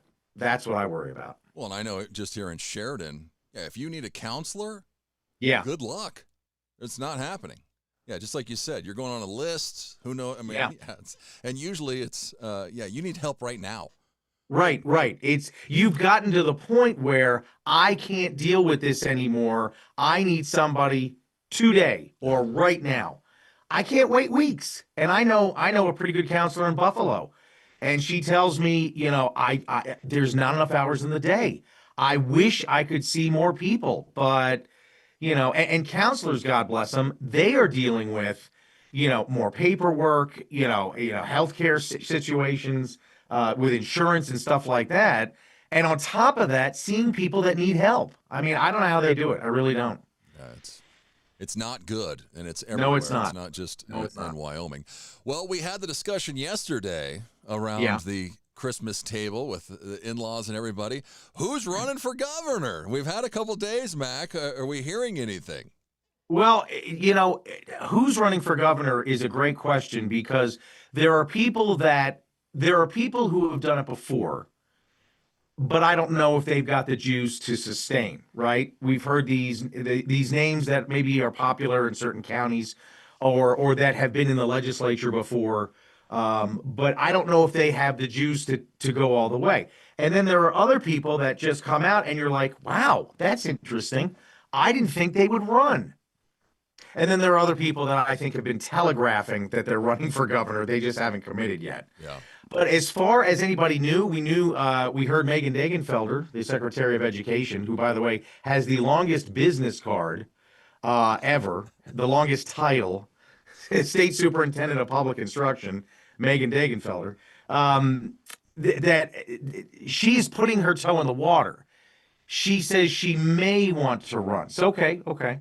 And then there are others, the former former Speaker of the House, or in the state legislature, he is running. I am surprised Chuck Gray has not made a formal announcement. Chuck Gray, to me, has always kind of sort of telegraphed, yes, my ultimate goal is to run and become governor of Wyoming. I'm surprised he hasn't yet, but I'm sure that's going to happen in the next couple of weeks. And then there are other players inside the Republican and maybe Democratic Party in Wyoming that will say, yes, I want to run too, but I don't know if they have the profile or the juice to make it all the way. But I mentioned to somebody the other day, this summer into fall. It's called the silly season. And you've been in radio enough, Jeff, you've been long enough to know what the silly season means. Yeah. We're going to see a bunch of ridiculous ads, and they will be wallpapered all over television and radio about, this person didn't pay their library fines in high school. Just all this ridiculousn's that's going to come out. Am I looking forward to it? Yeah, a little bit. I'm a little bit odd that way. But yeah, the other thing that I thought was interesting too, and this is not just Wyoming, because we know that Cynthia Lummis, the senator from Wyoming, she's not running. But there are more Republicans leaving Congress to run for governor or to run for other offices because they just say, we ain't getting anything done. It's a toxic environment. One guy who had to go, who was on the record but went on condition of anonymity said, I think I'll just have more impact in my state rather than nationally in Congress. I get it. Yeah. I get it. I mean, I don't know how long you've been doing radio. I've been doing talk radio since 2001. And I have never seen, I mean, it kind of, you kind of saw it with the Bush-Cheney White House, that era. Whereas before, Bill Clinton could work with Newt Gingrich. You would see Ronald Reagan working with Tip O'Neill. Now, these people were diametrically opposed as far as political ideologies, but I mean, now it's just I'm taking my marbles and I'm going home, and I'll shut down the government if you don't give me what I want. And a lot of people come to Congress, they come to Washington, and they go, I'm going to try to make a difference. And they're basically told at the door, just sit down, just stop. We'll let you know when the door will be open. And sometimes that door never gets open. I mean, again, we've had we've had one shutdown. We'll probably have another in a couple of weeks, if not months. Yeah. If nothing's going to get done, what do the American people do? I know more people now who are sitting out elections because they don't like anybody, and they're so frustrated. They just, why bother? Why am I bothering? Because when you vote, you're investing, right? When you vote, you're investing in your state, your community, your country. What am I voting for? What am I investing in? You guys and ladies aren't getting anything done. Why am I going to give you my vote if you're not going to do anything for me? And don't get me wrong. I mean, I understand what Democrats want. I understand what Republicans want. I get that. But it's kind of like the couple that won't even talk to each other, and there's just this smoldering, dragging on of time, and you're like, why don't you two just get divorced? I mean, why don't you just leave? And they can't. Yeah. They can't. They've got to run the country, but man, people are dissatisfied. People are wholly dissatisfied at what Congress is doing. And so I understand why some people are leaving. I understand it. Why some Republicans are leaving. I can have more impact running for governor than I can in Congress.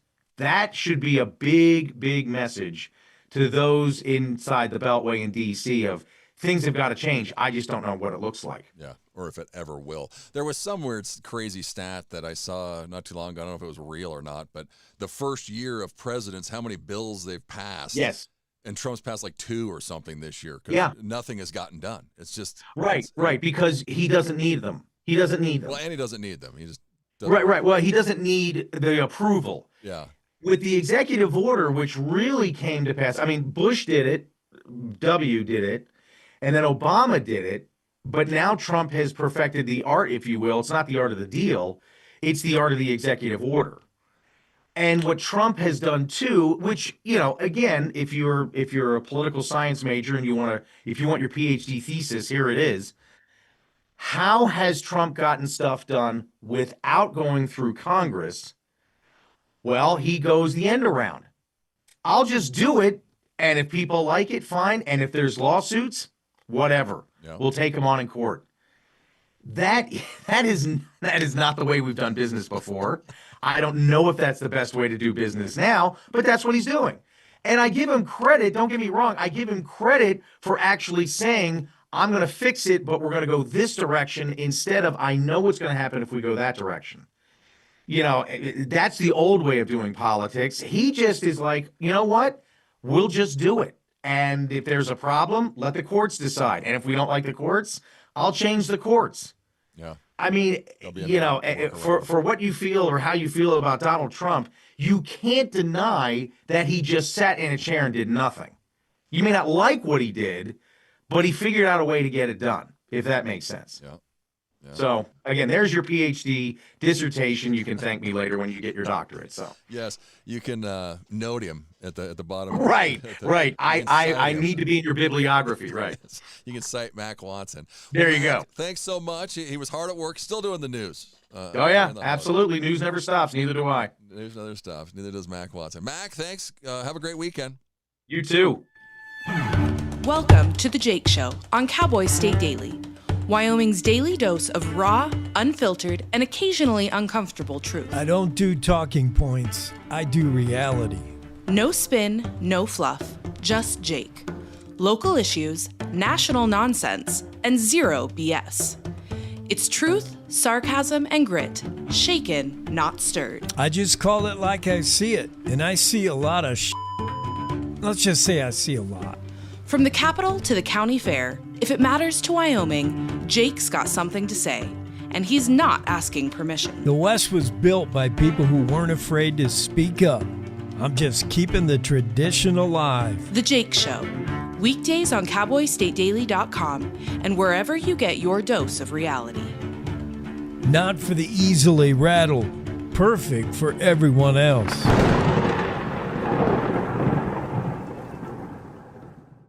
This is the Cowboy State Daily Radio Network. Nestled between Casper Mountain and the North Platte River, you'll find the heart of Wyoming. With a bustling downtown centered around our outdoor haven, Casper is for adventurers, freedom seekers, and rule breakers who find beauty off the beaten path. So if touchable history, a vibrant community, and uninterrupted outdoor recreation define your travel itinerary, allow us to welcome you to the one and only Casper, Wyoming. Plan your trip at visitcasper.com. All right, look at you taking the stairs. Who are you? We're your lungs. We are proud of you for quitting smoking, but you still may be at risk for lung cancer. A routine cancer scan can detect it early when it's more curable.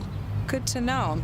Well, I gotta go somewhere. So do we. Listen to your lungs. Get a routine screening that could save your life. Talk to your doctor and learn more at savedbythescan.org.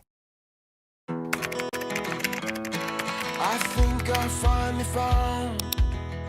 Hey, how you doing? Hey, Mason. Hey, Mason. Got a new house. It's looking pretty cool so far. A place that I call home.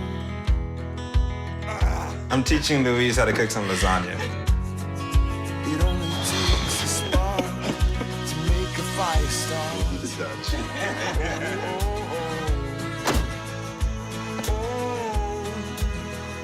Thank you. Study, please.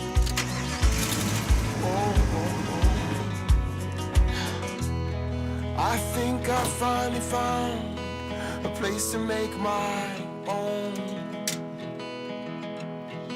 A place that I call home. This place that I call home.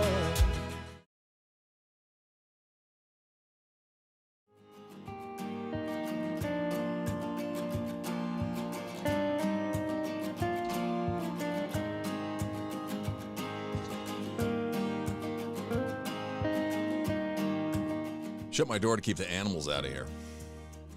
9:26 on your Friday morning. Jeff hanging out with you in Sheridan, Wyoming, filling in for the one and only Jake today. Cowboy State Daily with Jake.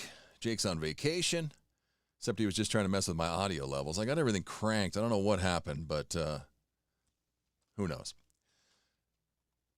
Let's head to the Zoom room as award-winning New York singer-songwriter Robbie Hart is joining us. The lovely, talented Robbie Hart. Her latest single, My Mama's Daughter, is out now. Merry Christmas. Happy New Year, Robbie. Thanks for coming on. Good morning. Merry Christmas, and thank you for having me. It's great to be here. Yeah, well, you've had an exciting holidays. You went to the Christmas party at the Little Red Barn. Looked like I did. It's my favorite place in New York. It's such a magical spot with the most incredible people. And it was so nice to be with them for the Christmas party and to just connect with people that I love and that are just so wonderful. Yeah, if you go to YouTube and watch some of Robbie's videos, how many, we filmed 2 or 3 videos there? Reason to Rise was filmed there. That was it. Okay. Reason to Rise. But if you're in the New York area or if you're in Manhattan and you're looking for an amazing place to go for the day, go see my friend Kate at the Little Red Barn. It is the most magical place. It's great for adults and kids alike. Yeah. How was Christmas? Because you teased something on Facebook a couple days ago that you were getting a gift that you really wanted. What was it? So just to clarify that, so I had ordered something special. I did. There was something I wanted. It was the only thing I wanted was at the top of my list. And it arrived it was supposed to come between 12 and 2, and it came at 12:28. It was my parents from Canada. Oh, okay. That's what I wanted. We were actually supposed to have Christmas together last year. And my husband, my daughter, and I went to Canada for Christmas. And the day before Christmas Eve, we got a call from our neighbor saying our house was flooding. Yeah. So we had to rush back and take care of the damage and everything. So we didn't get to spend Christmas together. And it was just disappointing because we were really looking forward to spending the holidays together. So this year, they were coming to us, and I was very excited because we had to make up for some lost time. Yeah. Well, that's awesome, because I was going to ask about your parents, because, I mean, you've done a couple shows up in Canada, so you probably saw them. Yes, it's actually really motivating for me, because I'm sure as a parent, it's so hard to schedule time away when everybody's off and when everybody can do the visits. And so I said, if I can book little shows here in Montreal, here and there, I'll just go by myself and fly in for the day, do a show, see my family, and come back home. And it's been such a motivator for me, because then I get to book some shows where I can go for a couple of days and spend time with my family and then come back. It's so much easier than obviously trying to coordinate everybody's work schedule and extracurriculars. So that's been wonderful. Yeah, that's awesome. So how long they still around? They hanging out for the weekend? Yeah. What? They'll be here till the end of the weekend, and then they'll be heading back north. Okay. But they're going to have some snow here in New York. So we're having snow today in New York, which is funny because I told them that I wanted them to come, but I didn't want them to bring the snow with them. And they did. It's Yeah. crazy here. If you've been listening at all, it was 60 yesterday. It's going to be 50 something today in Wyoming. It's just really weird. That is weird. It's like we got your weather. Yeah, you're getting our weather, and we're getting what you guys should be getting. So what did we have for dinner last night? Oh, all kinds of delicious things. We had turkey, mashed potatoes, green bean salad. Trying to think of what else was on the table. There were other fixings on the table, cranberries, and then apple turnovers. Nice. Delicious food, yeah. And then we had ham the day before, so it was really fun. It's so nice to have a full house at Christmas. Yeah, that's awesome. Well, I hope you had a nice holiday too. Yeah, it was great.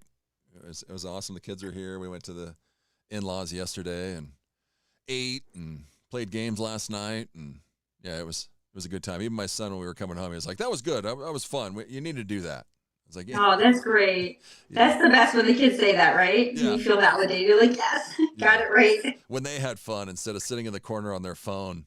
On their phone. Mm-hmm. Going crazy. I know we don't. Kayla hates it when we talk about her. What did she get for Christmas? What did she want? Oh, she wanted iPad, so we got her a new iPad for Christmas. That was at the top of her list. She had a few other things that she wanted that we got her as well, but that was the big, and UGG slippers. I mean, who doesn't want a pair of slippers in the cold weather? So. Yeah, I got my daughter Uggs. She's still on the fence if she likes them or not. Well, they're like these black leather Uggs, because the ones she wanted were sold out. Just like. Oh my goodness. It's so hard too, because everybody wants the same thing, right? So it's hard to get it. You have to get it like 2 months before, and then you hope that they don't change their mind. Yeah. Well, that was the case. And then she's like, well, I kind of like them because they're different. I was like, exactly. No one's going to have these Uggs. Yeah. There you go. There you go. I'm sure she'll fall in love with them. Yeah. Give them a shot. We'll see how it goes. Go check Robbie out. She's at RobbieHart.com. It's HARTE. She's on Facebook, Instagram, Spotify. Her latest single, My Mama's Daughter, is out now. And boy, it just seems like every single, Robbie, gets a little better, gets a little more out there. This My Mama's Daughter has just been blowing up since it came out. Thank you. Thank you for saying that. That is such a huge compliment coming from you. It's something that I've heard from a lot of radio support and a lot of people who listen to my music is that they're noticing with every single, there's more depth or there's more reach. And it's just, as an artist, I can't be more proud. It's just so amazing. This song in particular, I didn't know was going to have the kind of reach that it's having because it's a deeply personal song. And when I was writing it, I said to my producer, Matt, I said, Matt, I think this might be the kind of track that gets buried on an album somewhere that somebody will listen to, when they're listening through the whole album, I just don't know if it's a single kind of song. And then I rewrote it and I tweaked it. And then he's like, no, this is definitely a single. This is something people will connect with. And I'm so pleased that people are loving the song because it comes from deep in my soul. And I know so many people can relate to this message and it's resonating with people. So that makes me feel really good. Yeah. That's interesting that you tweaked it a little bit, or you went back and revised it. It's crazy how songs kind of evolve as they go. Well, this particular song definitely came from a much darker place. Initially the story was inspired because I've never quite liked the way that I looked. I never quite felt settled when I looked in the mirror. In fact, I avoided mirrors for a very long time. I was very trying to fly under the radar for a very long time. And I never quite understood why. And when I would catch a glimpse of myself in the mirror, I'd get kind of a sick feeling. And I'd be like, I never kind of understood it, but I just felt like all girls didn't like the way that they look. And it was very normal. Until about a year ago, somebody mentioned to me, you have an uncanny resemblance to your father, with whom I had been estranged from years and years and years, and he's since passed away. They said, most specifically, you have your father's eyes. And in that moment, it was like a gut punch. And I was like, oh my God, I understand why I can't look at myself in the mirror. Because when I see myself, I don't see me. I see him looking back at me. And it was a really, really, it was an awareness, which it was amazing to shed light on. But then I was like, now what do I do? I can't change it. I'm not going to change who I am. And so it was devastating, but it was a relief to know that I understood why I didn't like looking at myself. And so I went home and I cried and cried and cried. And then I wrote a song about it called My Father's Eyes. And My Father's Eyes was just a lament about, I have my father's eyes. What can I do about it? I'm always going to be Brandon, his daughter. I'm always going to have his eyes. I'm always going to look like him. People will always, know I'm his daughter, even though I've separated myself from him for years and years. And I wrote the song and I left it. And then I went back and I thought about it. I said, if I'm going to cry about having my father's eyes, I want to shout off of a rooftop all of the amazing things that my mom gave to me.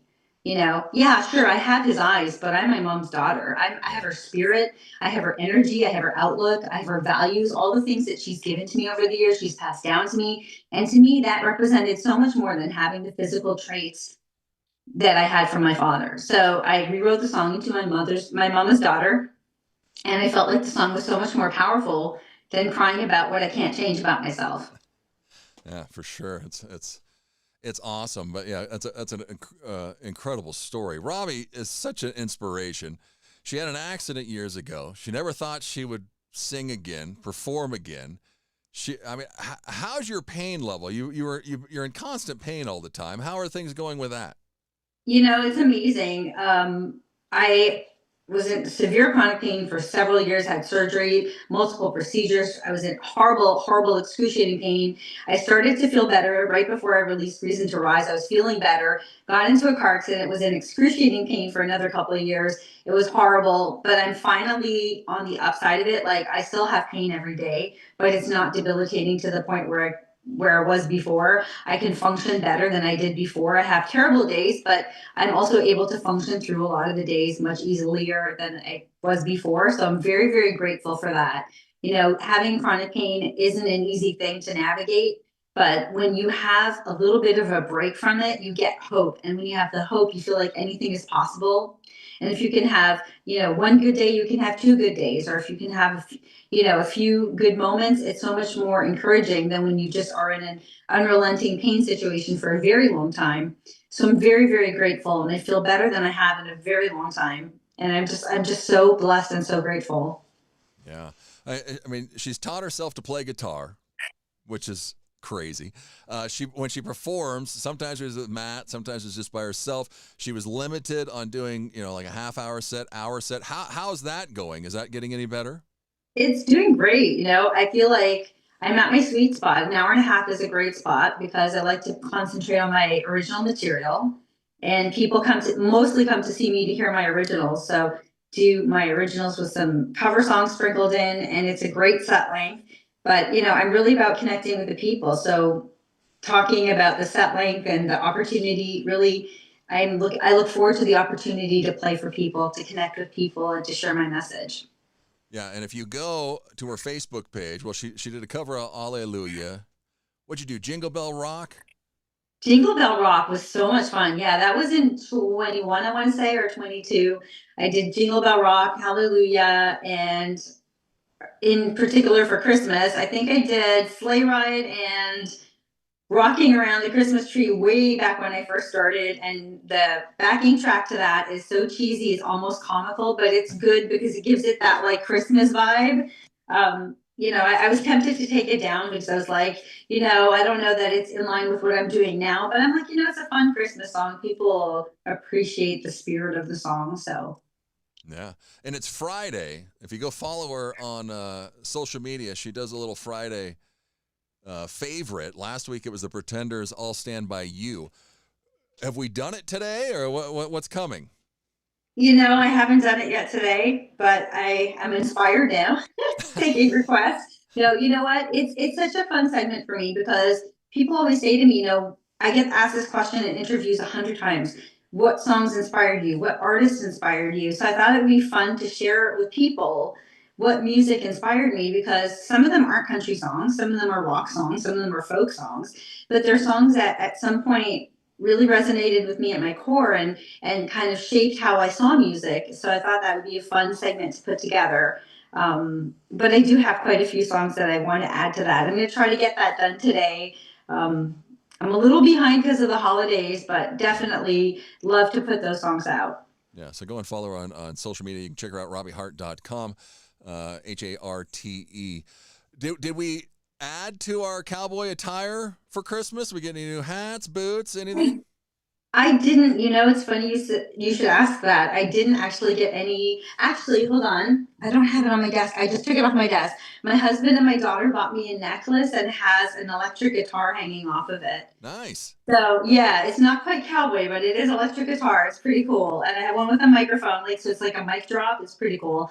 I took it off my desk right before the call. But yeah, I have about 29 hats now. I'm up to 29 hats.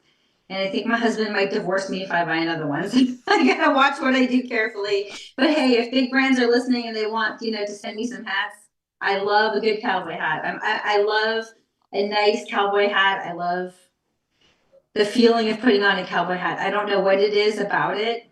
I'm sure you could relate being out there in Wyoming. Everybody has the big hats and the Stetsons and they're just so fun to wear, and I feel like it makes you feel like you're alive. I don't know. It's such a great feeling. And boots. Who doesn't feel better when they're wearing boots? Yeah. It's crazy. You can become a different person, I guess. I think you do. I think it's a mood boost. It's an instant mood boost. I feel like once you put on your boots, you walk taller. You're a little bit more confident. I think it just gives you that vibe. And there's actually a line in that in one of my songs, "Sawdust on the Floor." If you feel like you can't get through, coming over and try on these boots, because when you put on your favorite boots, you just walk a little different. Yeah, that's a little kick in your step. Yeah. There you go. No, you should be the songwriter. No. Was there any Scotch tape in your stocking? There wasn't, but there's some right here. I don't know if you can see it. Actually, I got some a couple of days before Christmas, so I guess it was an early Christmas present. My husband and my daughter bought me about 2 or 3 packs, so I do love my Scotch tape, that, right? Yes. But you know what I did get? I shouldn't say this out loud in front of people. I also have an obsession with Hello Kitty. I love Hello Kitty. And they got me a pair of Hello Kitty, like onesie pajamas with the Hello Kitty ears. Nice. Super cute. So, yeah. Yeah, it's nice for the people who love you, know you, and they understand you, and they know what makes you tick. Yeah. And her Scotch tape obsession. If you know, yeah. you know. You know. We'll just say that. There's an Easter egg in one of her music videos too. Go and watch it. That's so funny. Yeah. Any plans for New Year's? I don't have anything planned. I usually like to stay home for New Year's. I don't like crowds that much, so I do like to stay home and stay with my family, watch movies, put the fireplace, and just enjoy the evening, play a few songs. But I'm very, very much looking forward to celebrating the new year and seeing what 2026 has in store. Yeah. Any gigs booked? Anything coming up? I'm working on my 2026 schedule, which I hope to share very soon. and working on new music. So that's something that's always constantly a work in progress because I always am writing and I'm always looking at what songs I want to bring to people next. So stay tuned for that.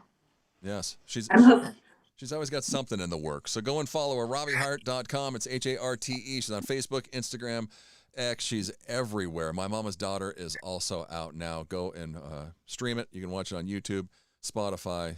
Go support her. Independent artist, award-winning independent artist in New York. Robbie, thanks so much for coming on the show. Thank you so much for having me. There she is, Robbie Hart. It's CowboyStateDaily.com. We'll be right back.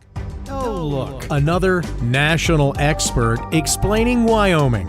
Bless their hearts. Look, don't rely on national experts. We do it all ourselves at Cowboy State Daily Radio. Real news for real Wyomingites who actually live here. We tell it like it is, with headlines that hit harder than a spring blizzard and commentary that cuts through all the bull. Cowboy State Daily Radio. It's Wyoming news. No filter, no fluff, no kidding. You're listening to the Cowboy State Daily Radio Network. Wyoming is a place of unlimited potential, a place that inspires us to dream. Since 2014, Wyo Lotto has given back over $180 million to our great state through transfers, winnings, commissions, and more. Dollars that have gone directly into your cities, towns, and counties. Dollars that have changed lives and set dreams in motion. Thank you, Wyoming, for a legendary 10 years. We can't wait to dream up what's next.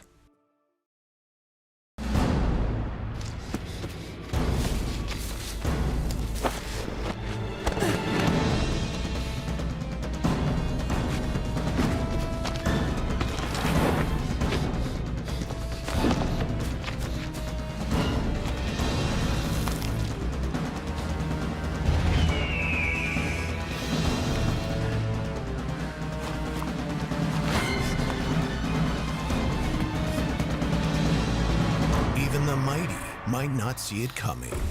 It's prediabetes, and it captures 1 in 3 adults. You may not even know you have it, but you can escape. Take the 1-minute prediabetes risk test to know where you stand. With early diagnosis, you can change the outcome and prevent or delay type 2 diabetes. Be your own hero on smartphones everywhere at doihaveprediabetes.org. So I wanted to talk with you and your mom today, Lily, because of some of the changes your friends and teachers have seen in you lately. And along with the incident the other day, you were with Derek when he was caught selling marijuana. Yeah, he was selling it. Honey, we know. But we care about you and want to know what's going on. That's right. We'd like to understand it better and see how we might help. And if weed is a part of it, we want to make sure you know about the negative consequences for someone your age. So, can we talk? Talk. They hear you.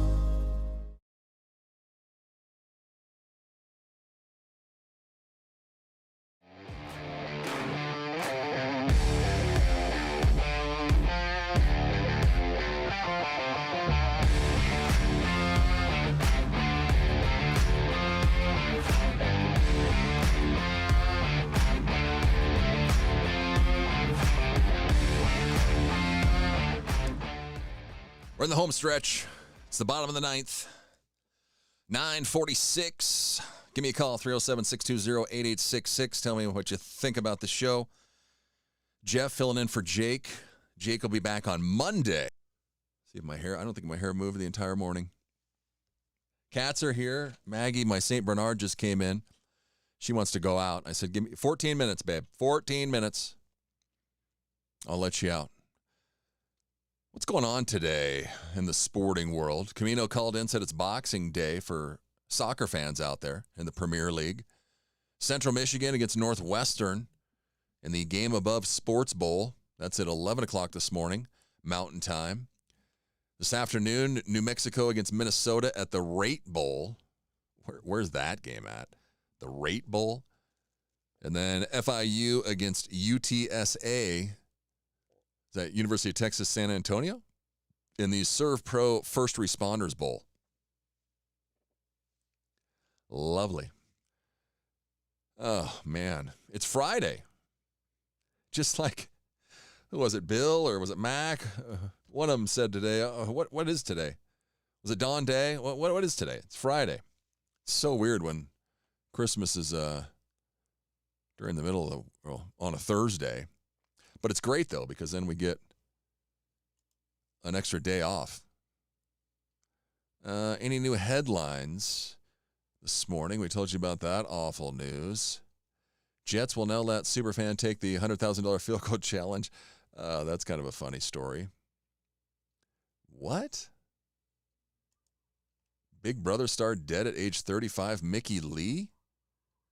After suffering multiple cardiac arrests? That's awful. She was just on Big Brother. Was it this past summer or last year? She died, last night on Christmas after suffering multiple cardiac arrests. 35-year-old family members confirmed her passing via Instagram today. With profound sadness, the family of Mickey Lee announces her transition on Christmas in the early evening. That's awful. She was the participant on Big Brother that had like the braids that had the things on the bottom of them.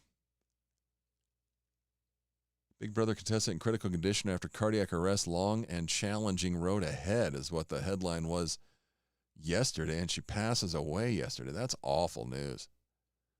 35 years old. What's going on? As of Friday, they had a GoFundMe account trying to raise $40,000. It was up to $31,000, meant to cover medical care not covered by insurance, specialist care, recovery support, and family members' lodging and travel. Her fellow Big Brother alums sent their well wishes and Instagram comments amid her hospitalization. I mean, she's not overweight. She was in the last installment, season 27, that ran from July to September. She was just on the show. She lasted 8 weeks before she was voted out. I'm a Big Brother fan. That is just terrible news. Tom Brady posts holiday snap with all 3 Angel kids after Giselle Bunchkin's secret wedding. Sorry, Tom. Boss hands workers $240 million in bonuses after selling his company for $1.7 billion. That's a good boss. Let's see here. Trump and Zelensky to meet Sunday at Mar-a-Lago to work out issues. Great. A UPS cargo plane crash claims 15th victim on Christmas Day, weeks after fiery takeoff failure in Louisville. That's not good. JCPenney has more than 100 stores on the chopping block after $950 million deal collapses. JCPenney. The retail world is suffering big time. What do we got going on here? Let's see what we missed. I know we missed a lot because I had like 9 pages of notes. Oh, I wanted to tell this story the other day. My cats and what's it called? I always forget the damn name of it. Where is it at here? My cat and it's an Instapot. That's what it is. Here we go. I'm getting close. My cats and the Instapot. So it was like a week ago. My daughter was making a pork roast in the Instapot because we were going to make pork tacos. And my wife and daughter hate using the Instapot because they think it's going to blow up. So I got home from work. They were making it, and they were like, okay, Dad. She was like, okay, Dad, it's done. Will you take the lid off of this thing? I was like, okay, well, what do I have to do? She goes, well, you got to release the steam. I said, okay, well, read the directions and tell me what I got to do. She said, turn your head and you got to turn the knob and then it shoots out the steam. I was like, turn my head? How am I going to look to see so I don't get burnt? So I'm kind of like half looking at it. I turn the knob and steam just starts shooting out. So Chunk, my cat, who is sitting right here with me, let me see if I can switch my camera here. Chunk, who's sitting right here, was on the kitchen table which it's bright outside. The sun's coming in. That's why he's hanging out in my window, and the window's open, so he's looking to get something. His tail's wagging here. So he was on the kitchen table. So right when I hit that release knob, he completely freaked out. He knocked everything off the kitchen table. Everything. There was a cribbage board. There was an Advent wreath with the candles. Thank God none of them were lit. Knocked everything off of that. Flew off the table into his dish. There was a water dish there. Knocked both of those over. There was a pantry there next to our kitchen that has his litter box in it. He flew into that, dove into the wall like he was trying to jump through the damn wall. He's just trying to get out of there. And then he slams into the wall, comes flying out of there, and then goes downstairs and hides for like 2 hours. He would not come back upstairs. I had to go get him. And then Sunny, my other cat, she darted out of there, went and hid underneath the bed for like 2 hours. She's still kind of freaked out from all that. But yeah, do you have cats? Do you use an Instapot? Have you had that reaction? My daughter looked it up afterwards, and a couple people did say that their cats did freak out from the Instapot. The hiss, the steam releasing, I don't know if they think a snake was coming after them or what, but holy cow. It was insane. Never seen anything like it before. I thought Chunk was going to commit suicide. So watch out. There's your warning right there. There's your PSA. If you have an Instapot, you're going to let out the steam. Make sure the cats are not around. Also, I have a Chevy Colorado. My truck alarm keeps going off. Camino says, show a picture of Chunk again. Who weighs more, Chunk or Maggie? Chunk's a big cat, but Maggie weighs like 125 pounds. Here's Chunk again. Maybe we can. Chunk, buddy. Chunk. He says, I know you're talking about me. I'm going to play hard to get. Oh, now he's turning his head. Here he goes. Chunk, what do you think, buddy? Yes. And it's still crazy because he can climb up. There's my door and the carpet on my door. He'll climb up my door and sit at the top of it. And then you can see one of my T-shirts has been ripped off the ceiling that he ripped off. And he tried to take another one down the other day. I don't know how he does it, but he's crazy. And he's mean. Chunk the cat.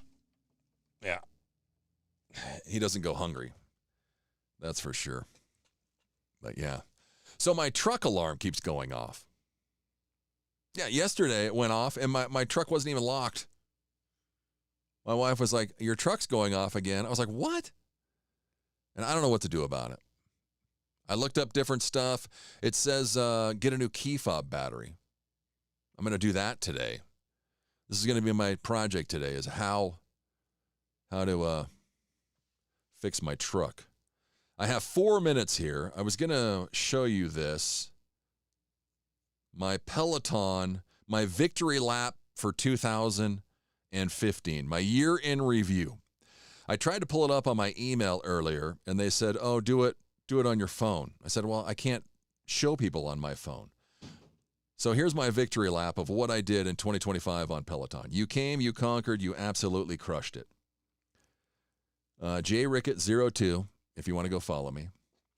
I clocked 1,561 total workouts, 19,094 minutes. You're playing your epic workout, and then I missed it. Cycling was my top activity. I spent 11,402 minutes remembering that you were built to cycle. I biked 3,959 miles. That's 649 loops around Central Park.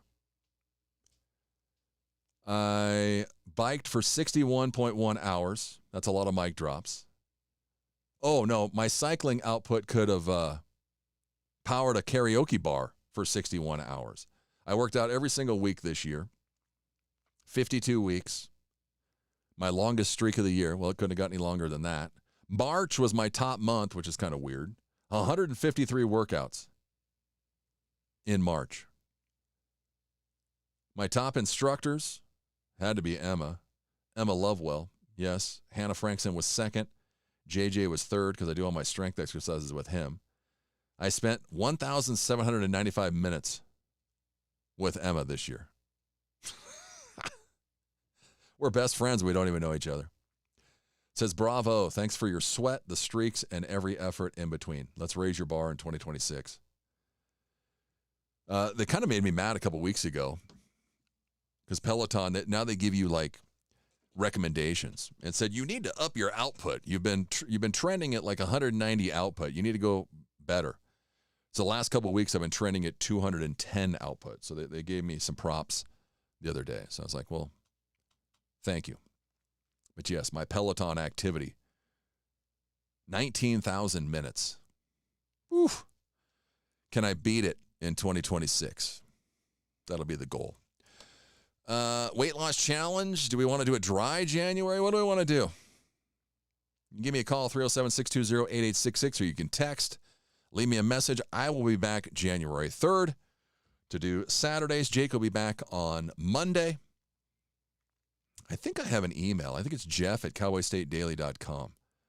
But I will make sure. But yeah, we should do something fun to start next year, to get 2026 rolling. Merry Christmas. Happy New Year. Have a great and safe New Year's Eve. 10 a.m. It's time to take a look at what's happening around Wyoming. From the Cowboy State Daily News Center, I'm Mac Watson.